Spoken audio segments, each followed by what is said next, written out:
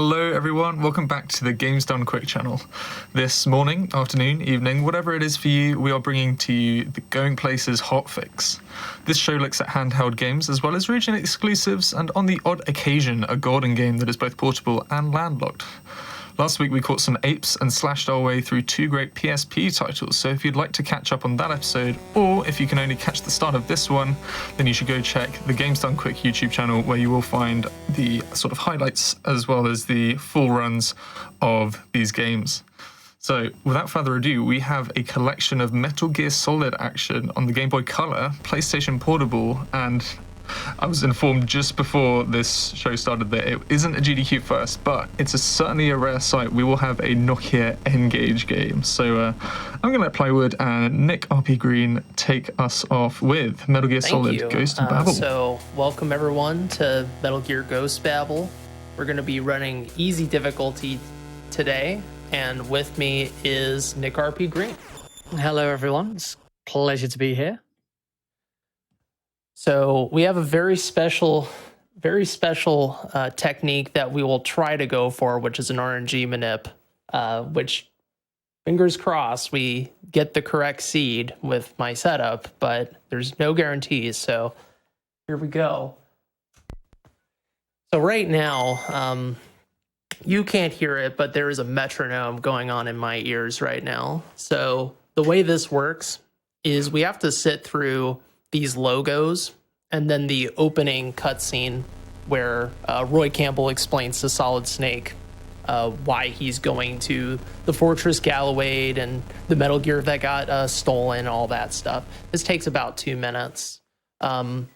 Basically, we need to do 2 frame perfect presses, and if I do them properly, I will get very good luck later on. But this is just something I've found by just messing around. There's definitely going to be a better setup for this down the line, but essentially I just have a 120 BPM 4/4 metronome going in my ears right now, and I do 5 and then another 5 measures once this whole thing plays out. So that's why we're watching all this. It's not because I'm that entertained by the story. I can't read Japanese. The Japanese version is faster, so. So easy difficulty, before we even get into it, is the easiest difficulty in the game. I have all of the records for easy, normal, hard, very hard, and easy is definitely like Ghost Babel with training wheels. So it's a very good place to start off with in this game. Fewer guards, fewer cameras. Snake is an absolute tank. Some of the bosses take less damage, that sort of thing. So I'm looking forward to showing off easy to all of you. We've done normal on GDQ and very hard. Now we're on easy, so all that leaves left is hard at this point. All right, so here we go. I'm listening closely.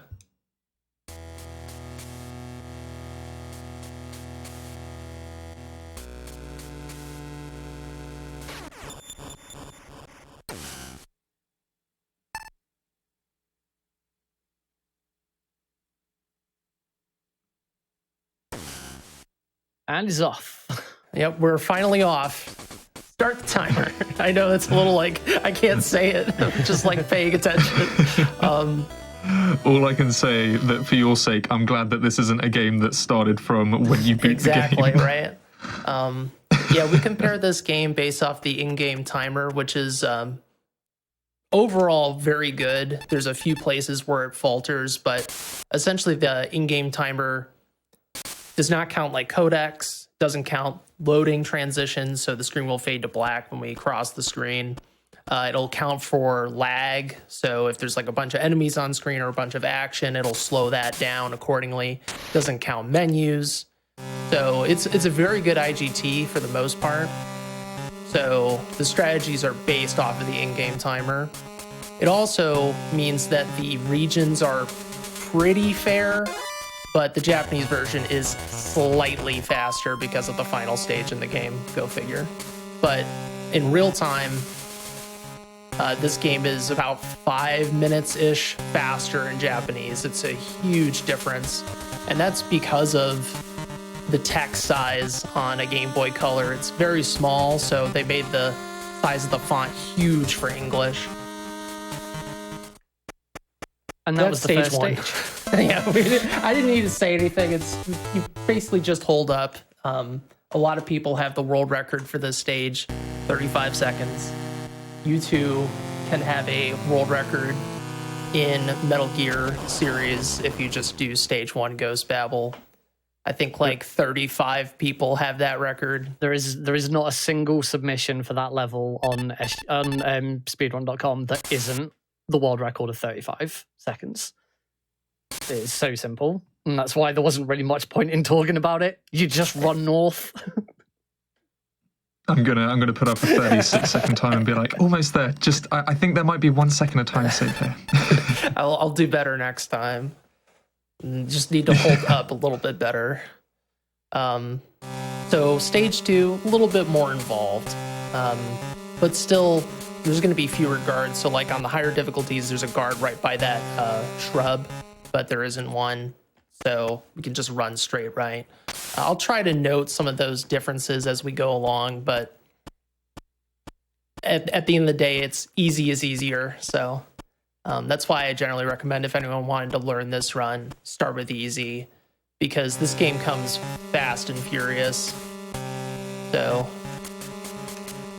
do a 2-punch buffer there to get past that guard, and then we're going to do a little flick. And this is going to, I actually failed the flick. Well, what's supposed to happen there is you flick at just the right time that guard attacks down right, but you are not down right. Ghost Babel guards are manipulated by diagonals very easily. So they will attack if you just watch that guard. The guard will attack based off of the direction Snake is moving. So if you're holding up left, the guard will attack up left. But if you're running along a wall, you're not necessarily going to be in the position where the guard is going to hit you. So we'll be trying to exploit that a lot during this run. Even so, guard behavior can be random. We try our best to have the most consistent strategies possible, but Ghost Babel guards can throw a wrench in your plans. Yeah, particularly once you've got an alert and they're all running around, that's where the RNG really sort of comes into play. It's also worth noting with the diagonal movement that you'll see Plywood doing, it's not slower to run in a diagonal. Moving left to right and moving diagonally left and right is exactly the same speed.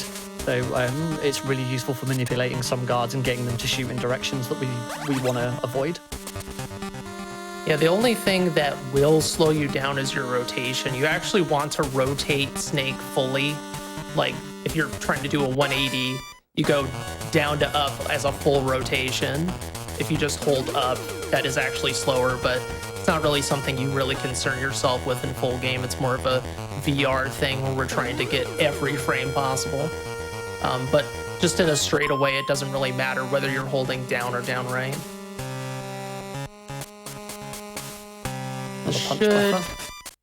Yep, that'll cause that guard to attack upright and completely miss that one punch.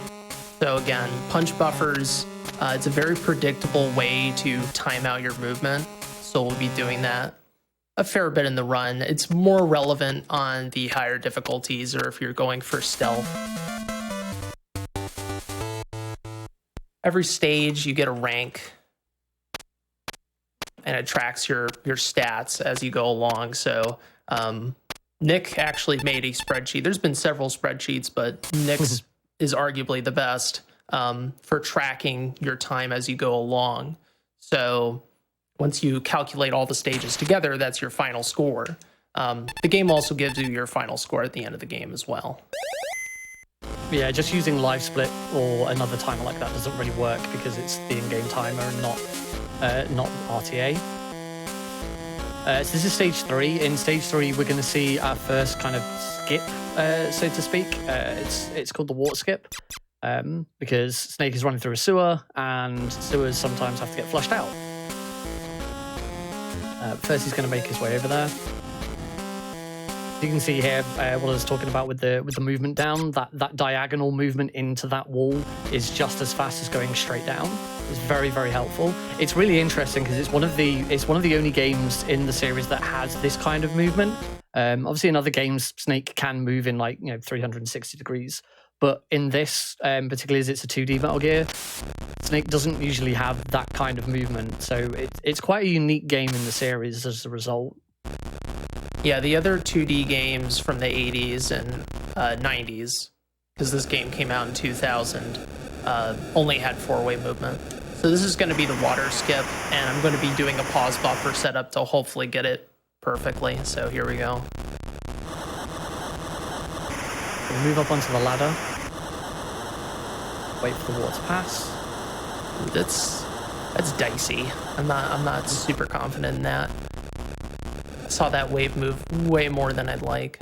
Yeah, I didn't hear the wave. So if you don't hear the wave as you go across the next screen, you're going to want to go over to this ladder and just take it safe. But if you do it just right, I believe it's like a 10-frame window or 8-frame window, you can not avoid. You can take the damage from that next wave that I sat on the ladder for, but it's better to just take the ladder if you know it's not going to work, because you'll just get swept back, and that's not fun. That's only the first little bit of stage 3. Second half gets into a little bit of a maze, but speedrunning, we know exactly which way to go. It doesn't take too long. But one of the other things that Ghost Babel differs from some other games in the series is that there's a lot of games where it is just simply, when you enter a room, if you're just traversing around, it's just simply, here is the door that you've come in from, there is the door you have to get to, run. And there isn't really that much tech to it. Ghost Babel is the complete opposite. Every single room has a specific route on how we get through it, how we get past guards, and there's a lot of memorizing to do, and it is quite challenging at first, but once you've run it a few times, you start to get the hang of it. Yeah, this is one of the hardest rooms to do movement-wise, this gas room with all these twists and turns. As we come back, we want to move through that room perfectly so we can avoid knocking out this guard that saves a second. You'll notice that a lot of the time, Plywood doesn't really care about alerts. This is one of the times where he does care. He cannot get an alert in this room or that door won't open, and he got through that fine. Well, the door will open, but we won't be able to use the elevator until the alert clears. So anytime you want to use an elevator, you have to be not on alert or evasion. And here's like one of the big advancements recently. It's actually faster to just keep on pounding the elevator. So I looked into it a little bit and realized by watching the old task that person actually mashed the elevator a little bit. So I looked into it and it's, that actually punching the elevator to get, just like in real life where you're like, just come faster. That actually is how it works in this game. In Solid 1 and Solid 2, all you have to do is press the button twice and it'll come very quickly. But in this game, you have to just keep on mashing the elevator. And that makes it doesn't make the elevator not random, but it makes our range tighter. So it's actually a pretty major time save throughout the whole run. I too do like to aggressively punch elevators, especially when I see somebody else wanting to come in. I'm just like, no, come on, quick, we gotta go. Yeah, Snake's hand is like bloody and bruised by the end of this run because he punches so many doors. I would not want to be his hand doctor. So we found Chris. This was the character we were trying to find. We found our way through the maze, and that's stage 3.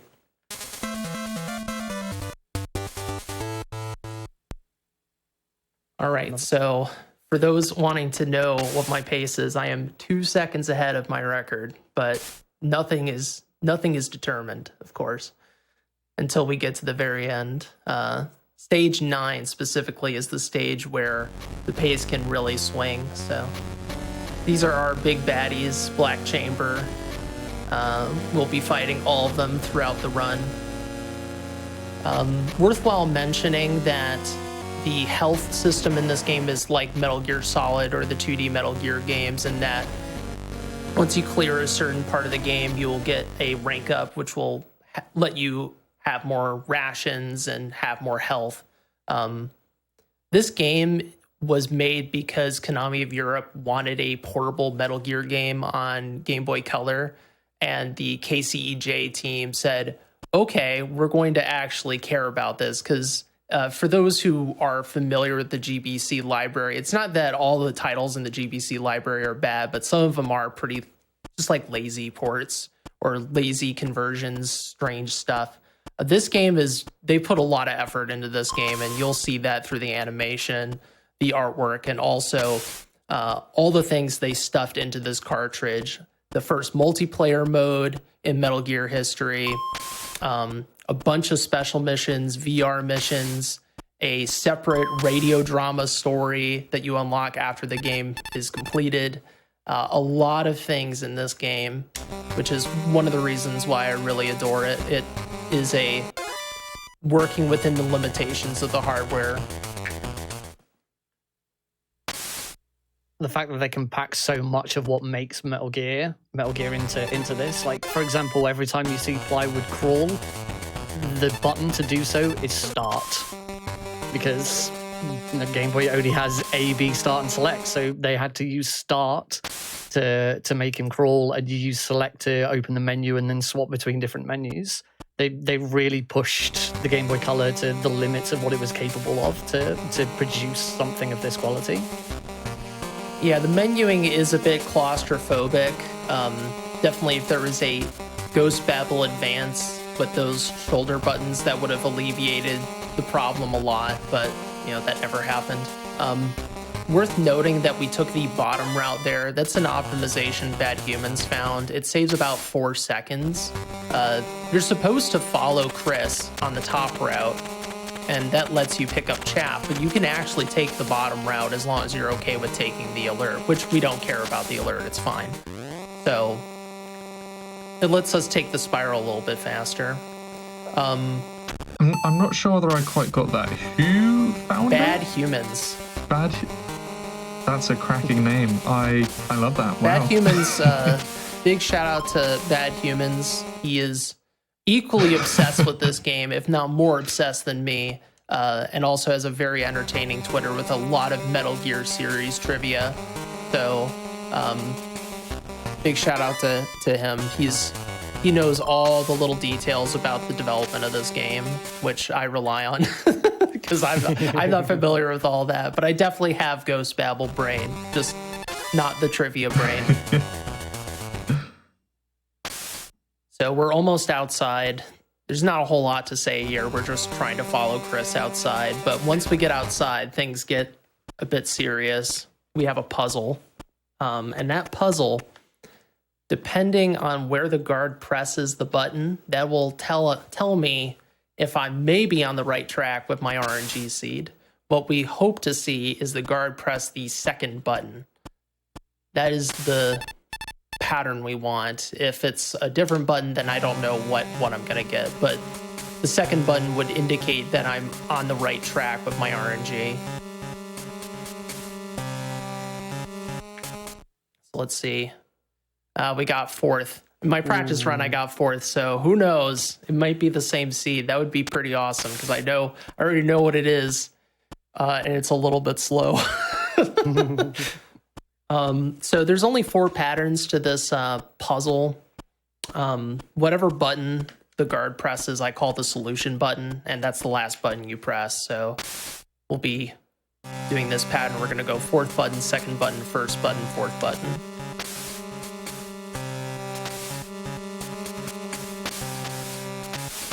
If I mash right there, it actually causes Snake to do a double input and press the button twice, which is good because then he immediately punches the button again. So it's just a little time save trick. So here, very specific diagonal to cause the bird to aggro, and this causes this guard to miss us. And these dogs, I'll let Nick explain. They're awful. Yeah, the dogs are quite awkward to get around, and there is a little bit of RNG with them. You'll notice I punched one of them just to stun it for a moment. There are some rooms where they don't cause any problems, like this one. There'll be a room in in a minute or so where we just do a punch buffer just to try and stay out of their line of sight. But unlike guards, whose line of sight is like straight in front of them, dogs' line of sight is like a diamond shape around them. It's supposed to be to symbolize their sense of smell rather than their sense of sight.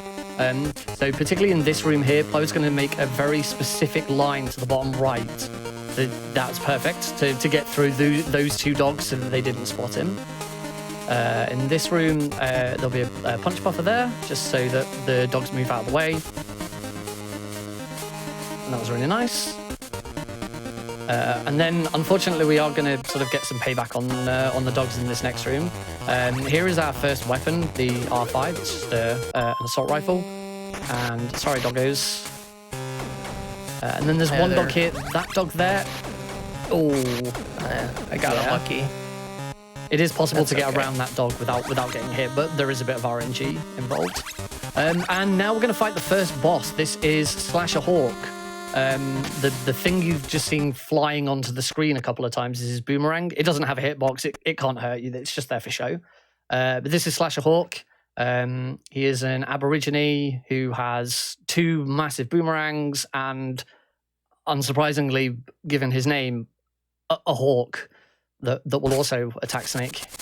And Plywood's just going to throw grenades. He's going to time his grenades out so that as soon as Slasher Hawk's iframes disappear, the next grenade lands. And this is just all about timing and just sort of dodging those boomerangs.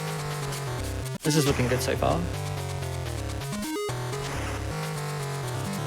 I'm just counting 1 and 2 and to time out my grenade throws. Phase 2, he sicks the bird on us. The bird's not that threatening on easy. It flies very slowly. But on very hard, this is one of the scariest fights in the whole game. Because you only have like 3 hits and then you're dead. So, not great. Also notice that on either side of the fight, there's a big green bush that Snake can't run through. That'll be important in a minute.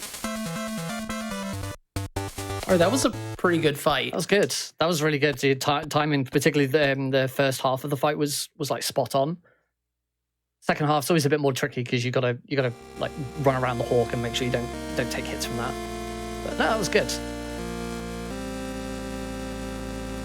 So R.I.P. Slasher Hawk. He's told us to start digging our grave, but we threw 12 grenades at him. So the other important thing about that fight. Oh, and here's why that bush was important. You know, the bushes that Snake couldn't run through. Where is he going? He's just walked into. He's just walked into a bush. There's a few moments in this game where you just wonder what the heck did Snake just do, and that's the first one. We'll mention the second one later. What is going on? Right, this is the infamous box stage. Yeah, if you play this game casually, you are probably going to hate this stage because it's just a bunch of trial and error. Even if you speedrun this game, you still hate this stage. I like this stage. It's nice and chill. So tedious. It's tedious, but like in between the tedious parts are actually some pretty tense stealth because we have to use the elevator over and over again. We have to be stealthy in this stage. It's not as bad on easy, but on the higher difficulties, it gets pretty tense. So we just move along with the conveyor belt. This is just a pure auto scroller, but once we get the red box and the blue box, we have to choose our path. Remember, it's a Game Boy Color game, so we have color puzzles. I think like Link's Awakening DX similarly had like a color dungeon. So similar concept. Yeah, when you first play this game casually, you will just spend hours getting lost on this conveyor belt. Yep. But in actuality, like, the pattern isn't that complicated. But you wouldn't know that when you're playing casually. You're just trying every position possible. So basically, your journey through this is you take one route to get the next box. You then take another route to get a key card. You then take another route so that you can use that key card to get the next box.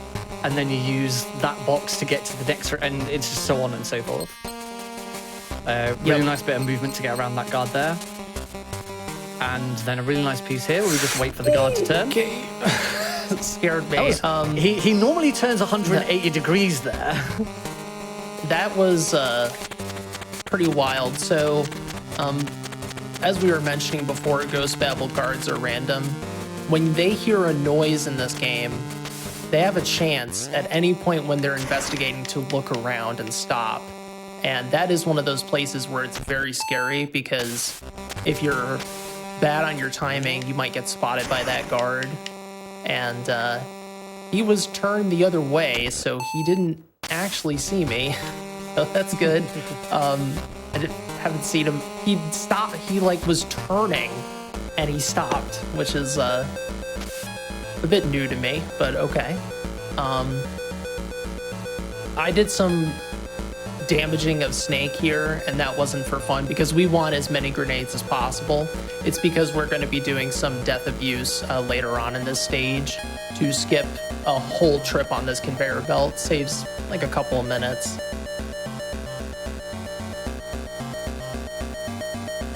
Nice, he's mid-journey changing to the red box, which now gets us into a different room. And this is where we get the level 3 key cards.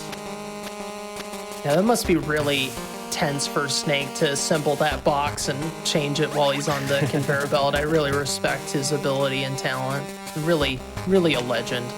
So here's something that's very weird, the cam shot. So that was found by Lucky Rapid Flower. If you shoot an unsuppressed gun, so that's either the 5.7 pistol or the R5 Galil assault rifle, at certain ranges, the cameras will not spot you. Same with the gun turrets that shoot. And because of that, we don't need chaff in this run. On the higher difficulties, it's still a good idea to pick up chaff, but we straight up do not need chaff on easy anymore. We just shoot the gun and move along. So it's worth very noting, nice find. It's worth noting we have no idea why. There's no rhyme or reason to why the cameras just deactivate. It just happens. And it's not like a universal distance. Like you want to be either really close or really far, but like mid-range may work for some of them, but not for all of them. So it's very bizarre, but it's helpful on every difficulty, and it's especially helpful if you're trying to go for rank 1, aka big boss strats, where you're trying to be stealthy.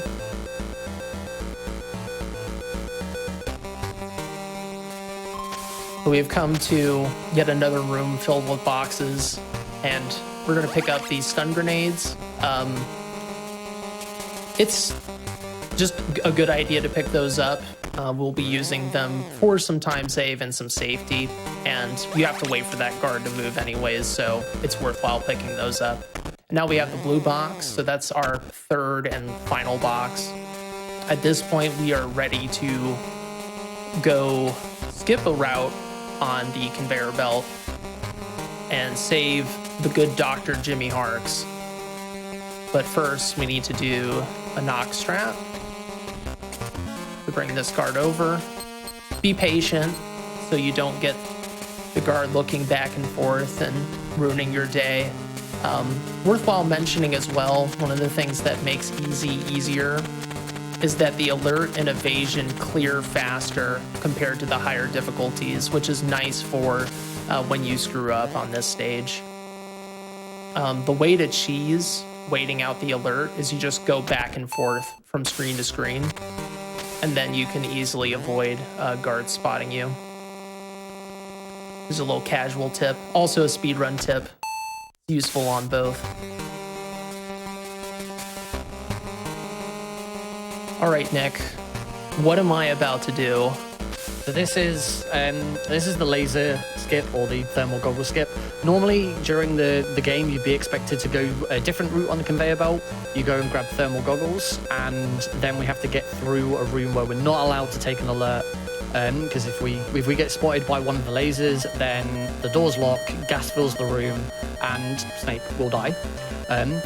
The reason, as Plywood alluded to earlier, that he was deliberately damaging himself is what he's going to do instead. Rather than get the thermal goggles, he's going to run into the room, he's going to kill himself with another grenade, and then that gives him the correct timing he needs to bypass the lasers just through knowledge of when they're going to be. He'll have his own specific timing method. Everyone has slightly different timing methods for how they do it. Some people listen to music, some people count.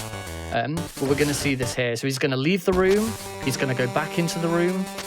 He's going to move past the first laser and just wait for the second and third lasers. And hopefully, if he's done this right, perfect. He didn't get spotted by any of the lasers. That isn't the only time we use that skip. We've got to do it on the way back as well. But yeah, that was really good to get that first try. It can be quite taxing.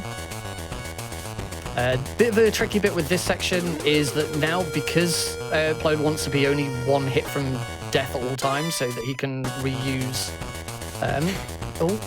That's good. That's the best. Okay, so if you are going to get damaged, you want to get damaged like that, where you don't get damaged, but you still get the hit animation. It's basically like you get hit on like the last frame as you're entering the next screen. It's still annoying. We lose over a second by getting knocked over, but it's always funny when that happens.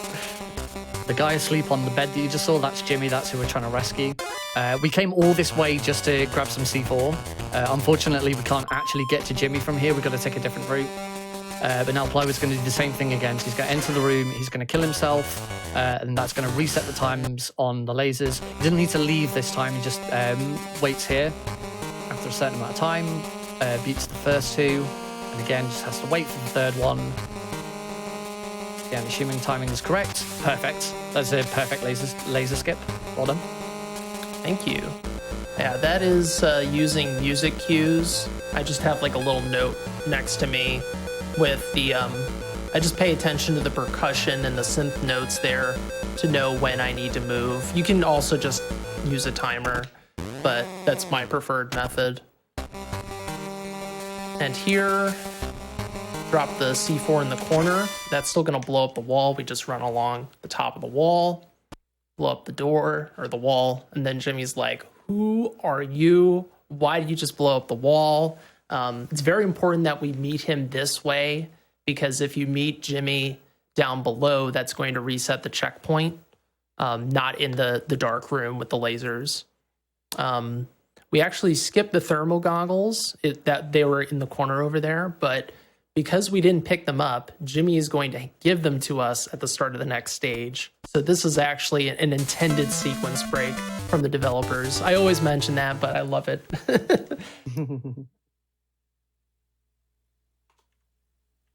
This is Jimmy. He is one of the main developers of Metal Gear. He's kind of, if you know Metal Gear Solid 1, he's kind of your fill-in for Otacon, essentially.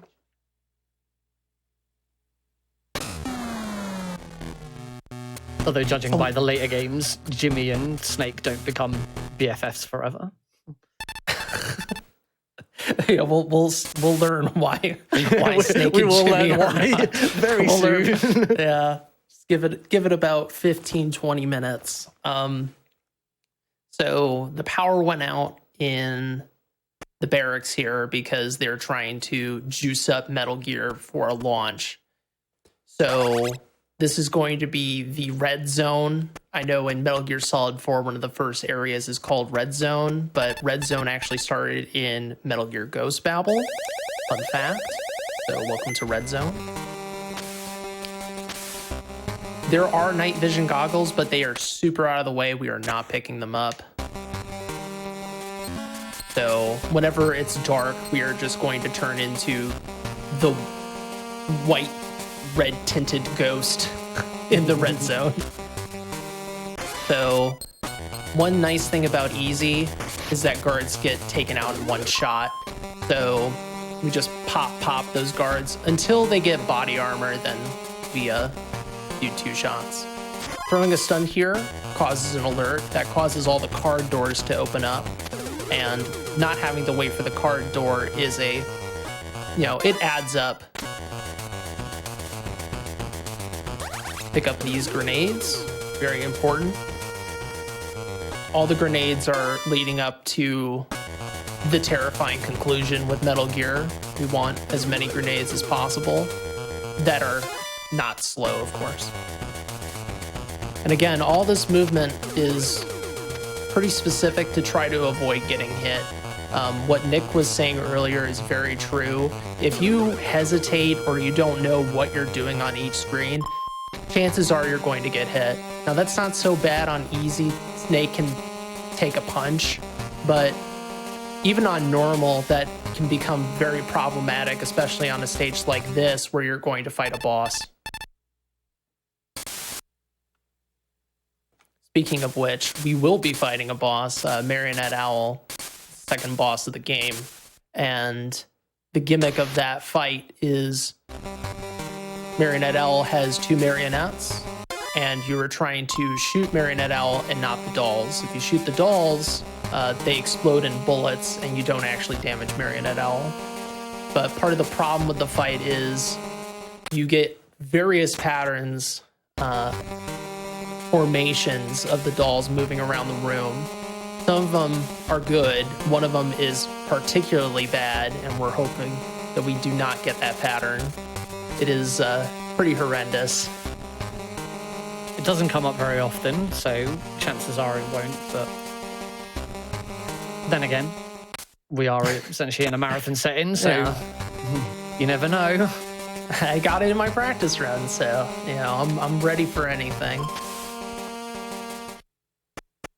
So sometimes people think Marionette Owl is female. Marionette Owl is actually a male. Also has a lip ring, very interesting, and also a serial killer. Fun fact: wants to harvest our bones. It's pretty brutal. This game is ready to eat for everyone, by the way. We're definitely going places with that one. All right, so we just follow Owl around the room. I see what you did there. Thank you. Very clever. I'm glad you're picking up on those juicy lines. Oh, the fight's over. And that's the fight. on easy, at least, it is a very quick fight. As long as you don't take your eye off of Marionette Owl, it will be pretty fast. If we did have the night vision goggles here, we would actually see this scene properly rather than ghost red. But as we haven't, we just see ghost red instead. Ghost red. I'm gonna paint my walls ghost red. It's the new hot color. So we are actually halfway through the run at this point, give or take. This is stage 7, and it is very short. It's mostly cutscenes, very much like stage 1 and stage 13. It's mostly cutscenes. This is the beautiful troll sequence.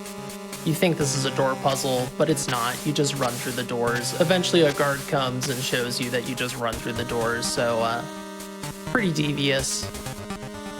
Pretty devious. If you've played other 2D Metal Gear games, that's the sort of thing you expect. This is a minefield.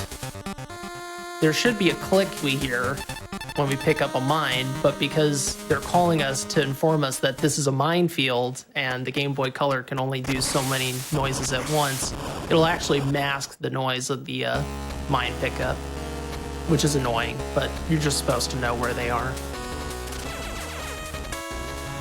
That is the Havoc helicopter, not to be confused with the Hind. It is the sequel to the Hind D. It's the Havoc.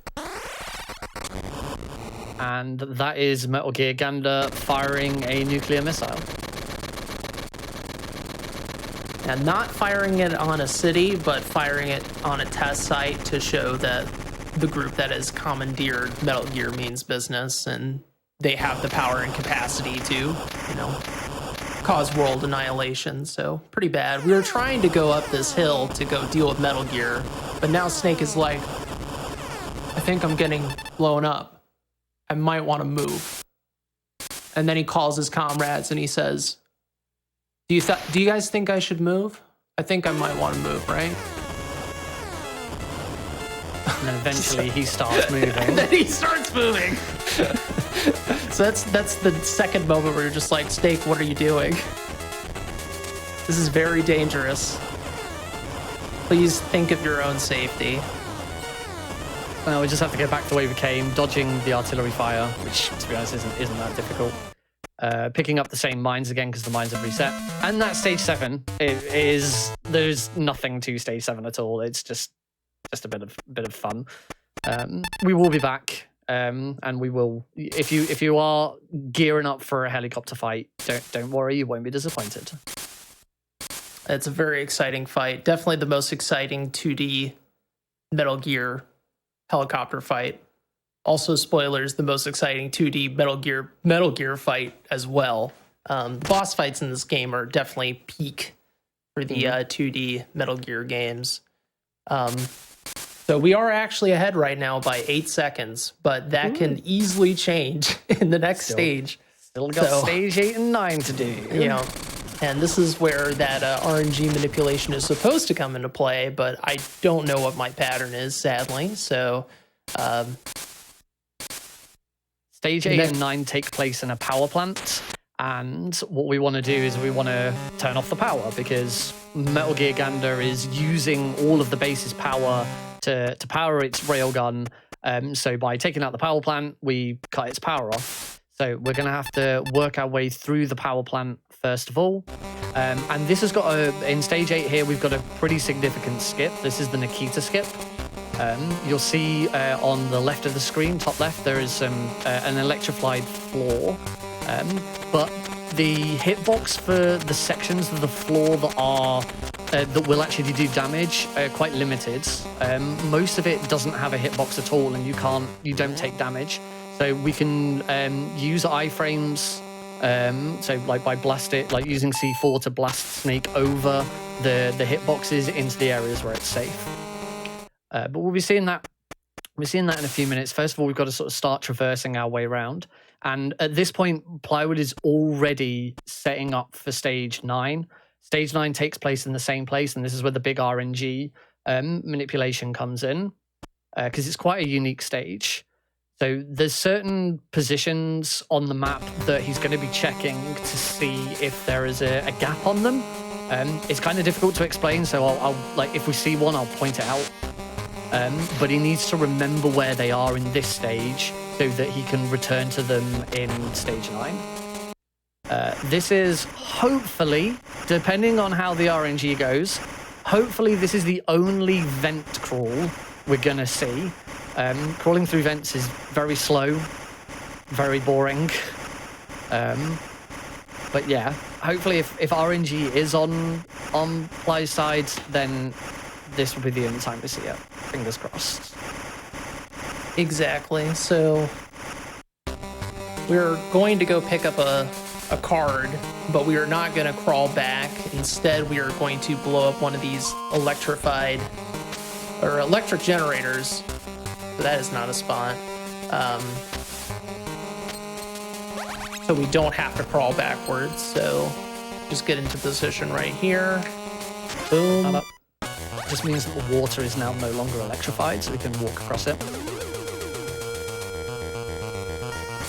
We use a damage boost there to go past the water, which oddly enough, you can't do that in the next stage, so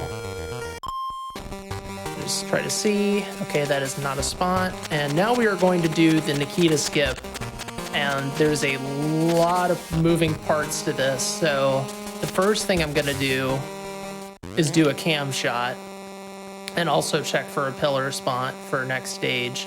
Then I'm gonna get into a very specific x-axis to, okay, that is not a spot. That should be okay. I don't know why I turned. We're trying to get into a particular x-axis to launch Snake with a C4 to position ourselves so our iframes can cross the only part of the floor that damages us. So hopefully this works. Swap to the C4. Down, move down, and hopefully, yep, yeah, perfect. that's just part one. We have to do it again, but the second part is a bit different. So, as you can see, the alert and evasion clears very quickly. There's not even guards coming to investigate. Here's a little shortcut. And now I'm going to equip my mine. Also going to equip my ration, because we take a lot of damage here. Boom. Nice. Slide along that floor. That is a newer setup, but it works really well and it's super fast. Let's get our grenade out. Yep, that's right. Time for another boss. Yeah, this part comes fast and furious. We're not supposed to go this way. We're supposed to go to the second floor and do a whole maze sequence and crawl through vents and do a bunch of busy work to get the Nikita, but how about we just go straight to Pyro Bison and show off an animation exploit.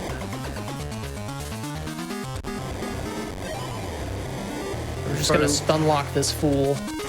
Throw a grenade, get up behind him, and then just shoot as soon as his iframes come out. You'll notice his elbow on the left-hand side kind of makes these little movements, and there's just one movement where he extends it out a little bit further. That's our key to shoot and just keep him stun locked. It's a really, really simple fight as long as you get the setup right. That was really well executed. Now, Pyro Bison plays out his little death scene. If you've played Metal Gear Solid 3, you'll remember there's a flamethrower boss called the Fury. And the Fury, like, really, really likes fire. But he has got nothing on Pyro Bison. Pyro Bison absolutely loves fire. He does. Like, he's like, in a moment, really? He's gonna set himself on fire, and he's gonna be like in pure ecstasy whilst on fire. Rated E for everyone, folks. Okay, just want to reiterate. This is very appropriate for children.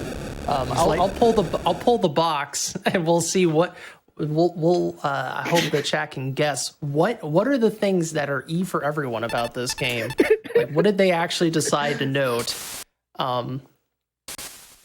So yeah, we're in stage 9 now. There was a pillar spot, an exposed pillar spot on the right side of this battle arena. So that is one spot. That is the only spot I've seen so far. So that's one of 4. Could be good, could be really bad. Could be really bad. There are, I think 3 spots that we would consider like really bad spots, and there's a few spots that we consider really good. Having one spot in the boss room is actually pretty good. We've got to run back through the boss room to get back to the other side of the building anyway. We can't do anything with those spots yet. Snake has to go to the main generator. Is that a pillar? Yeah, that's a spot. Yeah, that's a spot. That's nice. That's a really good spot because there's 2 spots down here, and one of them, the other side of it is a bit of a trip. So now that I know that spot is active, I don't have to go up here to check. There is C4 up there, but on easy and normal, we can pick up different C4, which is faster. So it actually saves time having that spot in particular. So even if we get a bad pillar spot, at least I had that. So that's the main generator. That conversation between Snake and Campbell is Snake saying, I can't get to the generator because Nikita skip isn't actually a thing I know how to do. I don't know how to get across that. He's full of it. He's so full of it. We already know he's been messing with it. Yeah. He ran through shrubbery and just stood in the middle of artillery explosions, but that floor is just a bridge too far, so we can't do it. Instead, we have to deal with dice rolls. So Campbell's solution instead is that we just blow up the entire plant. So the spots that we've been looking for, like the one that we just put down some C4 in, we've now got to visit all 4 spots and place a C4. We can't place C4 anywhere else in the level. So even if we wanted to do a Nikita skip to get over that, we couldn't because we can't place C4 anywhere else. So we could use a mine, but C4 is a bit easier to use. But yeah, we are only allowed to place this C4 in these 4 locations. Luckily, the game. Oh, that's the worst. That's the worst spot in the game. So remember what I said in stage 8 about the only vent journey we were going to do? Unfortunately, we got 2 more because we did get the worst spot in there in the game. And I got the vent pillar in practice as well. Oh. So getting 4th position on that guard button is a bad omen. Yeah. What we've seen so far. Position 2, very pure. Position 4, purely evil. So yeah, this is a very significant time loss. And world record is sadly now dead, RIP. Because this is a very, very big time loss. And in my world record, I do not do this spot. This is so sad. Welcome to Ghost Babel. So actually having a better manipulation where you can have multiple spot like frames next to each other would be ideal. We're still in need of something a bit more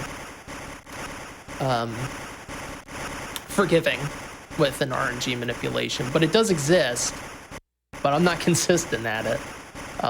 I've gotten it twice. I've had good seeds doing this setup. And if you're someone who likes finding RNG manipulations, come join us at MGSR. Well, we've got a bounty for it. That's true. There is very true. $150 available to the person who can find an RNG manipulation to always get the best pillars. There is our. There's the next one.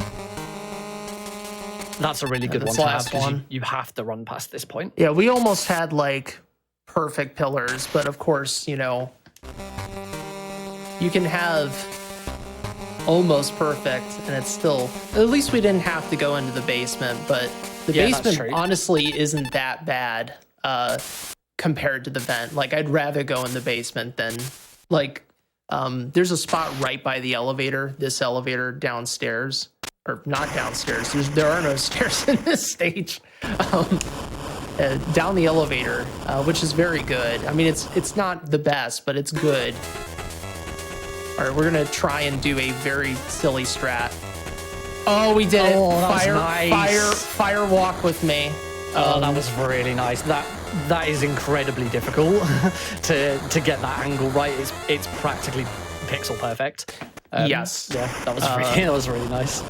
Yeah, I use a pause buffer setup to get that angle. The alternative strat, which is easier but 2 seconds slower, is just to run into the fire and it'll damage boost you through. I mean, that still wasn't that bad. I am 31 seconds behind, so can I don't think so. I can still get a 36, which is good, but I would have to get some pretty gnarly golds in these last few stages to get record, but that wasn't actually that bad a time loss, oddly enough. But it's because all the other spots were really good, and I had that bonus with the basement pillar being where it was, so that helped a little bit. Here's Jimmy again. Yeah, Jimmy, his escort got ambushed, and they put some explosive cuffs on his wrist. And the sad music is not because we're about to go get a root beer float. Jimmy is about to, and they don't show it. They don't show it, but... And that's why Jimmy never got to the BFF level that Otacon did. Yeah, he did. He's very dead. That is like a 15-year-old, by the way. Rated E for everyone. I'm seeing a theme here. This game is very dark, but rated E for everyone. None of it is explicitly shown it's all very much implied and, you know, cutaways before the gruesome stuff happens.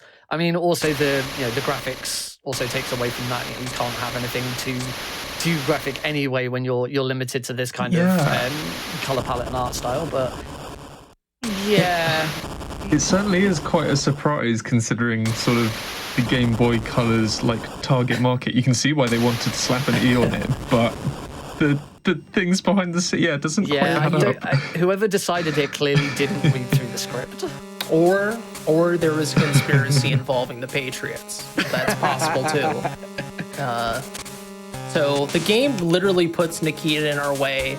Like, you did pick this up, right? No, I did not pick that up.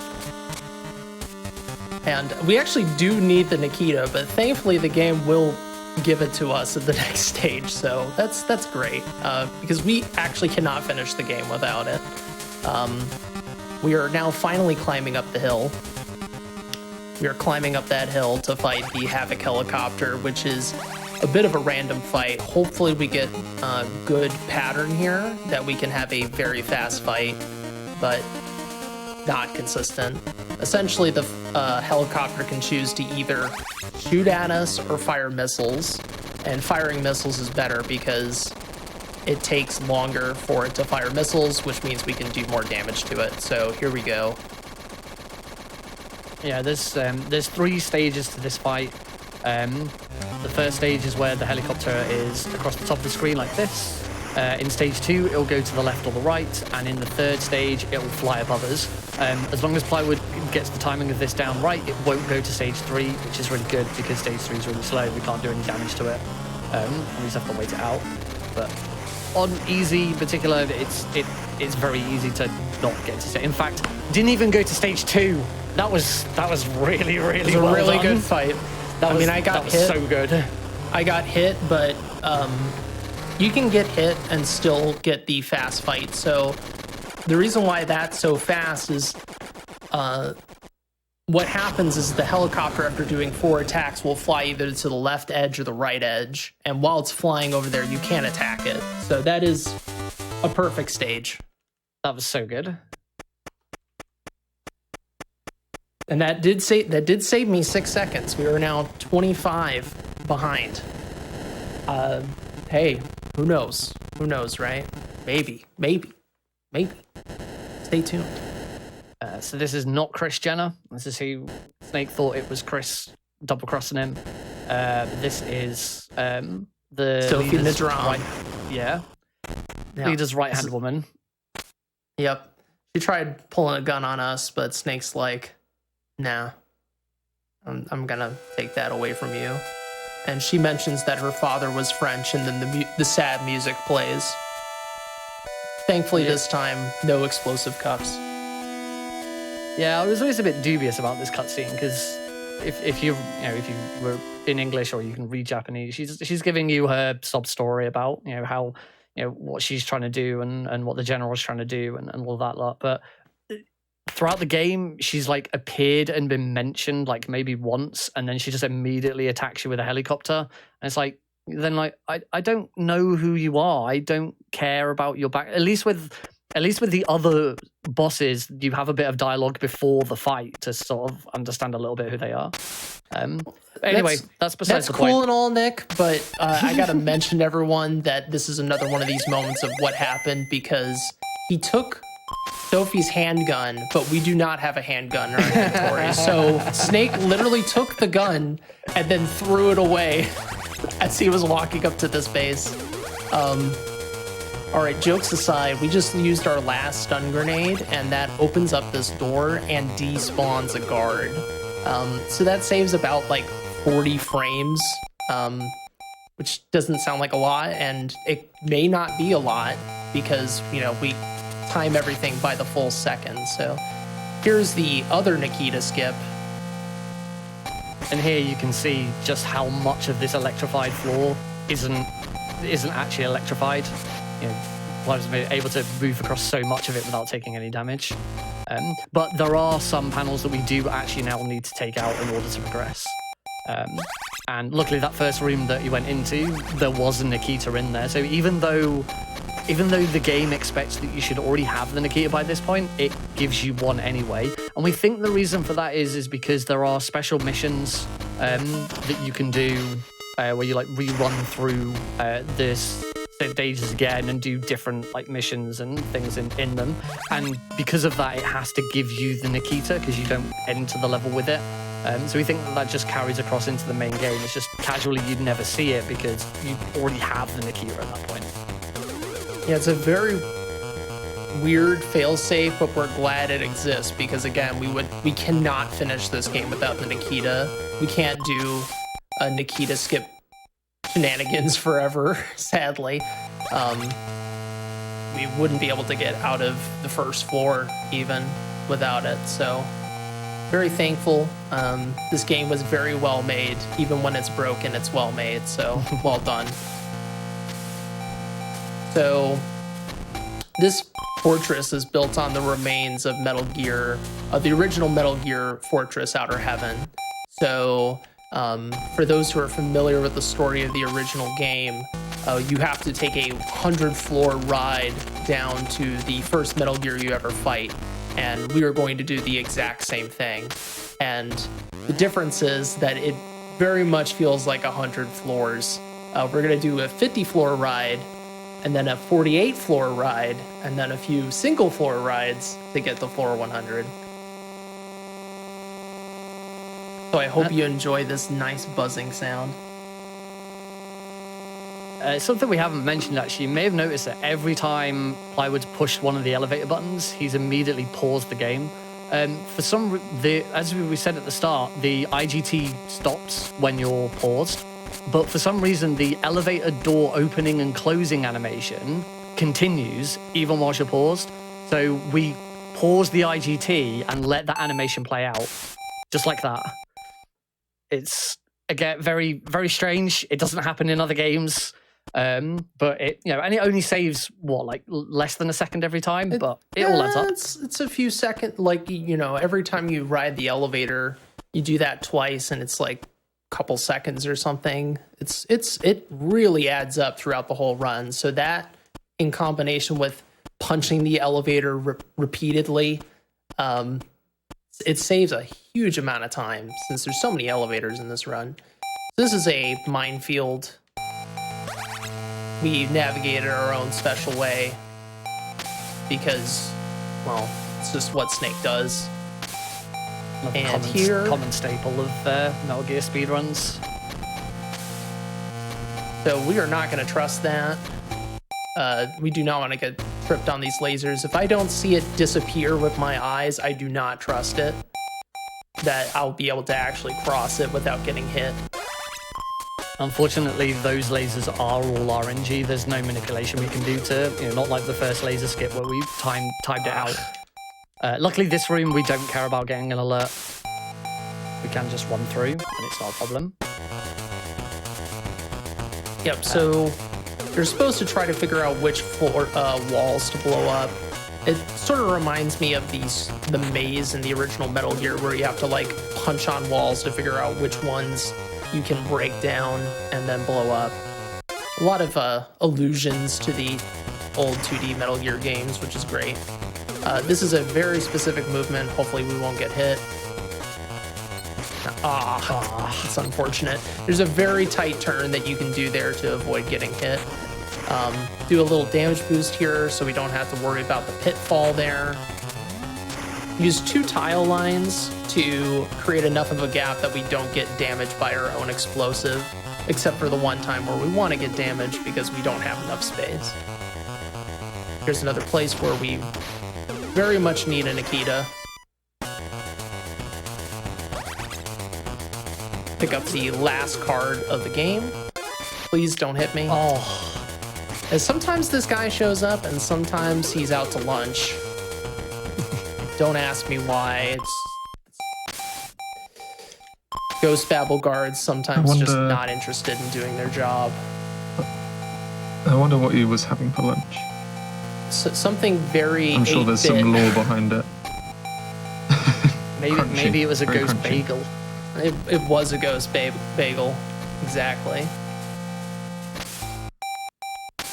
so here I should have seen that coming. we love our ghost bagels here. So we're going to kill a guard here. You can enter and re-exit the room through that area we just went through, but it is slower than just killing the guard. So that's floor 50. It went bleh. I got knocked down a lot. But it's okay. We still have plenty of life in us.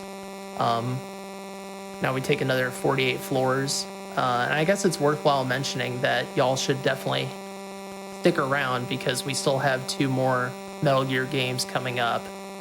Metal Gear Solid Mobile, which I will be commentating, and I'm very excited to discuss with all of you, and then Metal Gear Solid Portable Ops, and that's being run by Desmo Flynn and Jaguar King.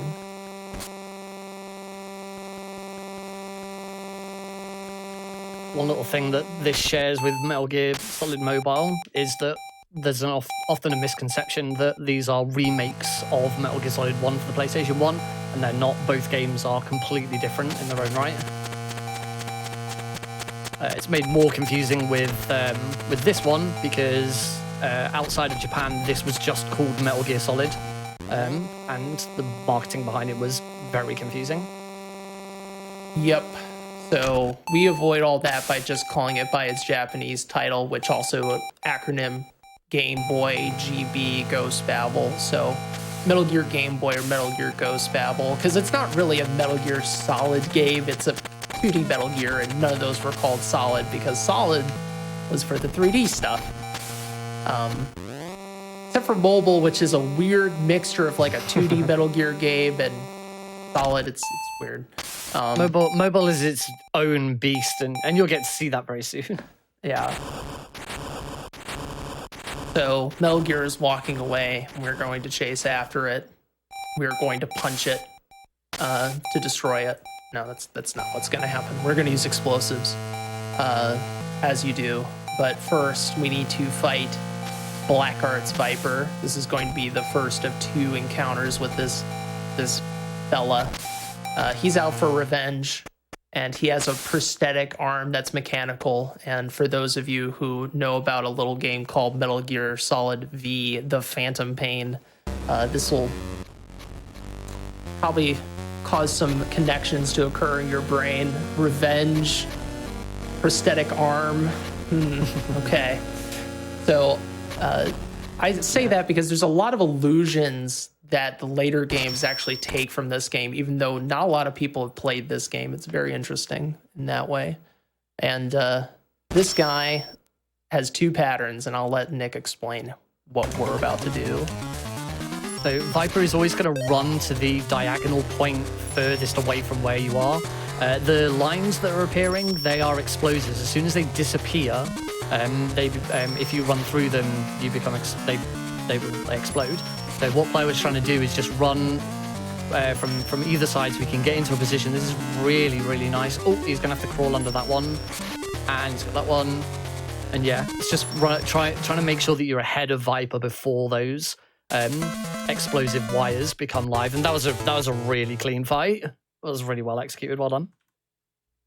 Yeah, the reason why that bullet missed, there is a weird thing with both Viper fights, actually, where if Viper isn't on screen enough in certain positions, the bullet won't land, which is odd because in stage 13, where spoilers will fight him again, on one side of the screen, you can shoot him and he's not on the screen, but on the other side of the screen, if he's not fully on the screen, the bullet won't land.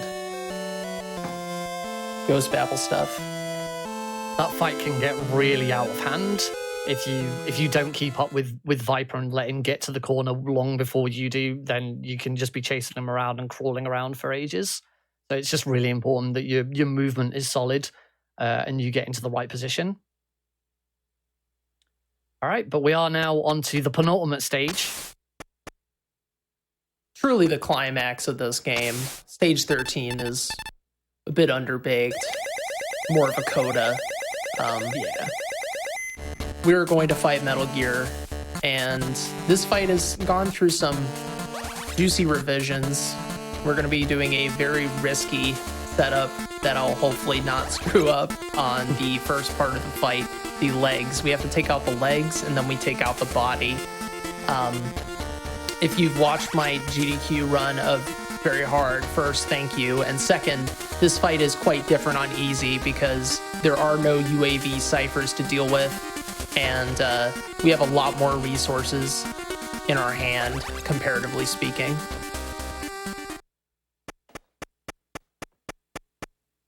So the goal here is to basically bait the shadow into dropping the foot as quickly as possible, but I'm going to be cutting it as close as I can, and it is very, very close. We're going to be basically playing on the razor's edge and hopefully saving a few seconds.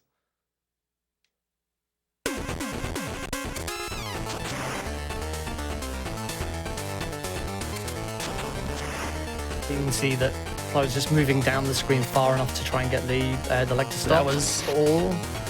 Sometimes it can be a bit dicky. There we go. Yep. But now he's going to have to switch to mines because he's run out of C4. Mines are a bit more difficult because he can't run over them. He's got to run to the left or the right. Yeah, we're going to be playing it safe now because sadly I didn't quite get that other one. It's okay. Just one more. Yeah, that was good. But yeah, the timing on those drops can be very tight. Unfortunately, I didn't get it. I got in practice, but it doesn't really matter for the broadcast. Sometimes it's better to practice and sometimes it's not. Very weird. So we're going to have to damage those machine guns to make those shoulder turrets pop up, and hopefully those missiles don't hit us. All right, got it? Good. So for this part of the fight, we can just find a very useful position where we can easily throw grenades or use the Nikita to hit the machine gun turret, and also it will hit the light cannon at the top when it pops up. You'll see that we're doing very, very small amounts of chip damage, but when one of the cannons on the top blows up, it does do quite a bit of damage. Now I was just going to move over to the left, do exactly the same thing, and then just keep chipping it down. If the missiles at the back do open up and shoot, there is an opportunity to use a Nikita and blow it up back there. It does quite a bit of damage, but it's quite tricky, and Snake can get hit by a missile during the Nikita fire, so it's a bit awkward. Yeah, we don't want to see this, but it can randomly happen. Because that little scene where you see the missiles fly out, it goes through IGT, you can't pause it, so we just want to get this over and over again. Now, that wasn't too bad. So there is a visual cue here that I'm trying to use to time my shots, and it's the flamethrowers exiting the screen so I can get 2 throws in at once. That fight goes by really fast. So that was really good. Yeah, ideally, you get a sub 2 on that stage if you have both the legs go smoothly and you also have a good phase 2 where you don't get the missile attack, because that loses, I think it's about 8 seconds, because you have to wait that out. So, the general has admitted defeat, but he is going to give us a very special item that will tell us about the details of the conspiracy. I'm not going to explain the story of this game. It's very much worthwhile playing if you're a Metal Gear fan. I think it has one of the better spin-off stories in the series, so definitely worth checking out. Play this game. Stage 13, Unlucky Stage 13. Metal Gear Gander has a very special feature in that it can uplink to satellites and cause nuclear missiles to fire remotely. So we have to take out Viper before we hit the surface. This fight is quite random, but we will be using a setup at the start of the fight to hopefully see if he spawns in a certain spot. It'll look like I'm just running back and forth, but I'm trying to deny spots where Viper can spawn in this stage. Time is coming up, by the way. Time occurs when stage 13 clear shows up on screen. So that'll happen in about a minute. You can see that there's a lift going up. There'll be a timer on screen. And this is one of the only times where the timer doesn't pause. The little bits of dialogue that Viper comes out with during the fight, the timer doesn't pause. The in-game timer, I should say, doesn't pause for it. The timer in the top left, in the top right does. So at the very start of the fight, I actually saw where Viper spawned, and you can see it again. If you're in just the right spot, you can actually see his arm and know exactly where he spawned. So again, the positioning here is all very specific. So you just try to watch your spots. Oh, and this little manipulation was completely rooted by Plywood. He spent quite a lot of time on this fight, working out where and time. GG.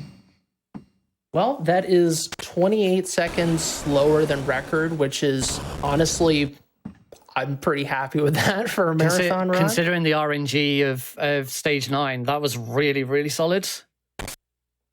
Yeah. What was the RTA on that? I think it was a little bit. I think we had a delayed finish on our end, but it was a high 111. Nice. I believe. Nice. Yeah, I gave myself a lot of breathing room in case I got really messed up by luck. You can have a 5-minute long stage 9. So that in combination with major mistakes could lead me to having that estimate. So I play it very safe in that way. But this was a strong run. Very happy with this to show this game once again to all you wonderful people in the GDQ chat. So thanks for watching for that. Just want to give a few shout outs. So again, big shout out to Bad Humans, who has contributed to the routing quite a bit. Yeah. LCC, Claude, the tactics runner, he found the thermo skip, I believe. So shout out to Claude. CDOS, Solid Tony, Nick for being my commentator. You're welcome. Came in super clutch. And the whole Metal Gear speedrunning community, if you are interested in learning this run, I actually have tutorials on my YouTube channel and also a bunch of information on the Metal Gear Speedrunners wiki, which you can find at metalgearspeedrunners.com. It is a fun run, pretty intense, a lot of memorization, but once you get those lines down, it's super satisfying just because of how fluid the gameplay is. Oh yeah, and if you want to watch me run this game and other Metal Gear games, you can check me out at twitch.tv/plywood_.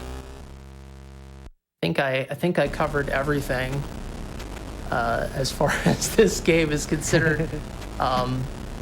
They ride off into the sunset, implying a sequel that never came out. I know. Oh, no. But you know what? I'll throw in this one. Shout out to Unmetal, which is a 2D Metal Gear parody, which is actually a good game. I not perfect, but it's a 2D style Metal Gear style parody game. And it has, even though the developer never played Ghost Babel, it oddly has some DNA of Ghost Babel in it. It's kind of strange. So if you're interested, if you've played all the 2D Metal Gear games, you haven't tried Unmetal, I definitely recommend it. Nick is very good at the game as well. He runs Unmetal, and it's a hard run. It's harder than this. It's harder than this run in my book. The RNG on guards makes the run very interesting, and we're always looking for new runners for that as well. So please check that out. Check Ghost Babel out. Or if there's any other Metal Gear game in the series that you're interested in, head over to metalgearspeedrunners.com.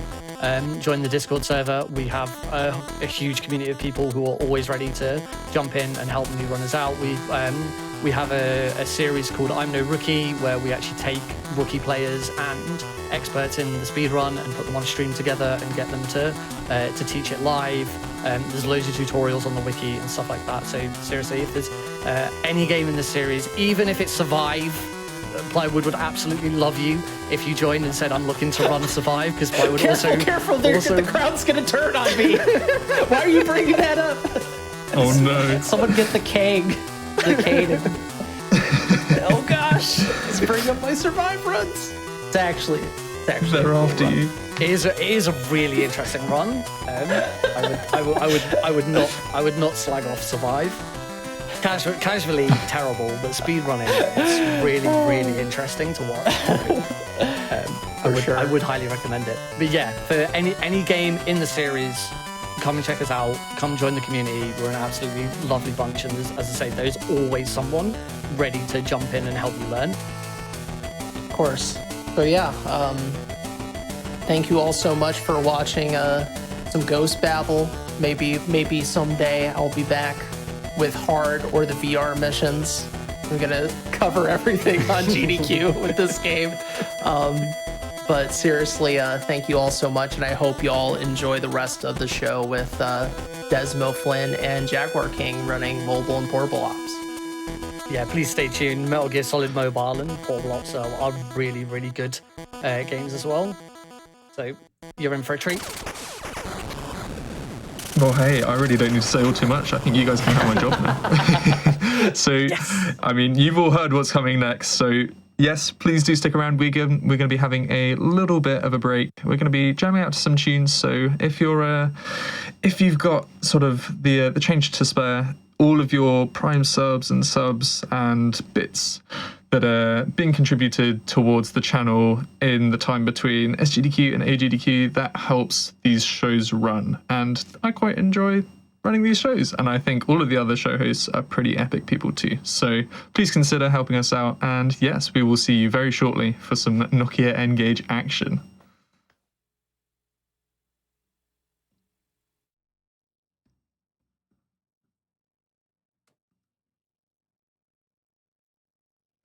Hello everybody, welcome back to Going Places. This is the show where we look at speedruns for handheld devices, as well as we go around the world. We have a look at games that were released in in particular parts of the world, and they didn't get a wider release. So we had some incredible runs, we had an incredible run earlier of Metal Gear Ghost Babel. We are about to have a run of, yes, believe it or not, a Nokia N-Gage game. We're going to have Metal Gear Mobile. But before we go into that, I'm just going to say, did you know that Games Done Quick will be at PAX East 2022 on April the 21st to the 24th? So if that's something that you're interested in and you'll be in the area at the time, you can use !PAX to fill out the form and, yeah, catch us there. I sadly won't be there. I am in the wrong part of the world, but we are here right now. We are coming to you live. We have got some Nokia N-Gage action. I just love that this exists.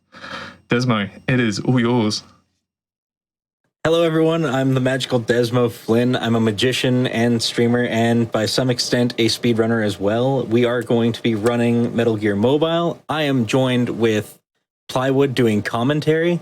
Hello, I have also run this game and routed it and found the big event that will be shown later on. And by later on, I mean like 15 minutes. It's a very short run.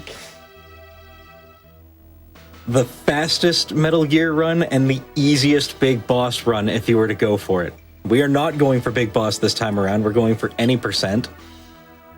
And before I get started, I do want to give a quick shout out to Plywood, because if it wasn't for Plywood, I wouldn't be doing this right now. You're welcome, man. This is very exciting. I'm so happy to see this run being shown off. And by the way, folks, this is on the phone. This is not an emulator. This is literally the phone connected with an AV cable.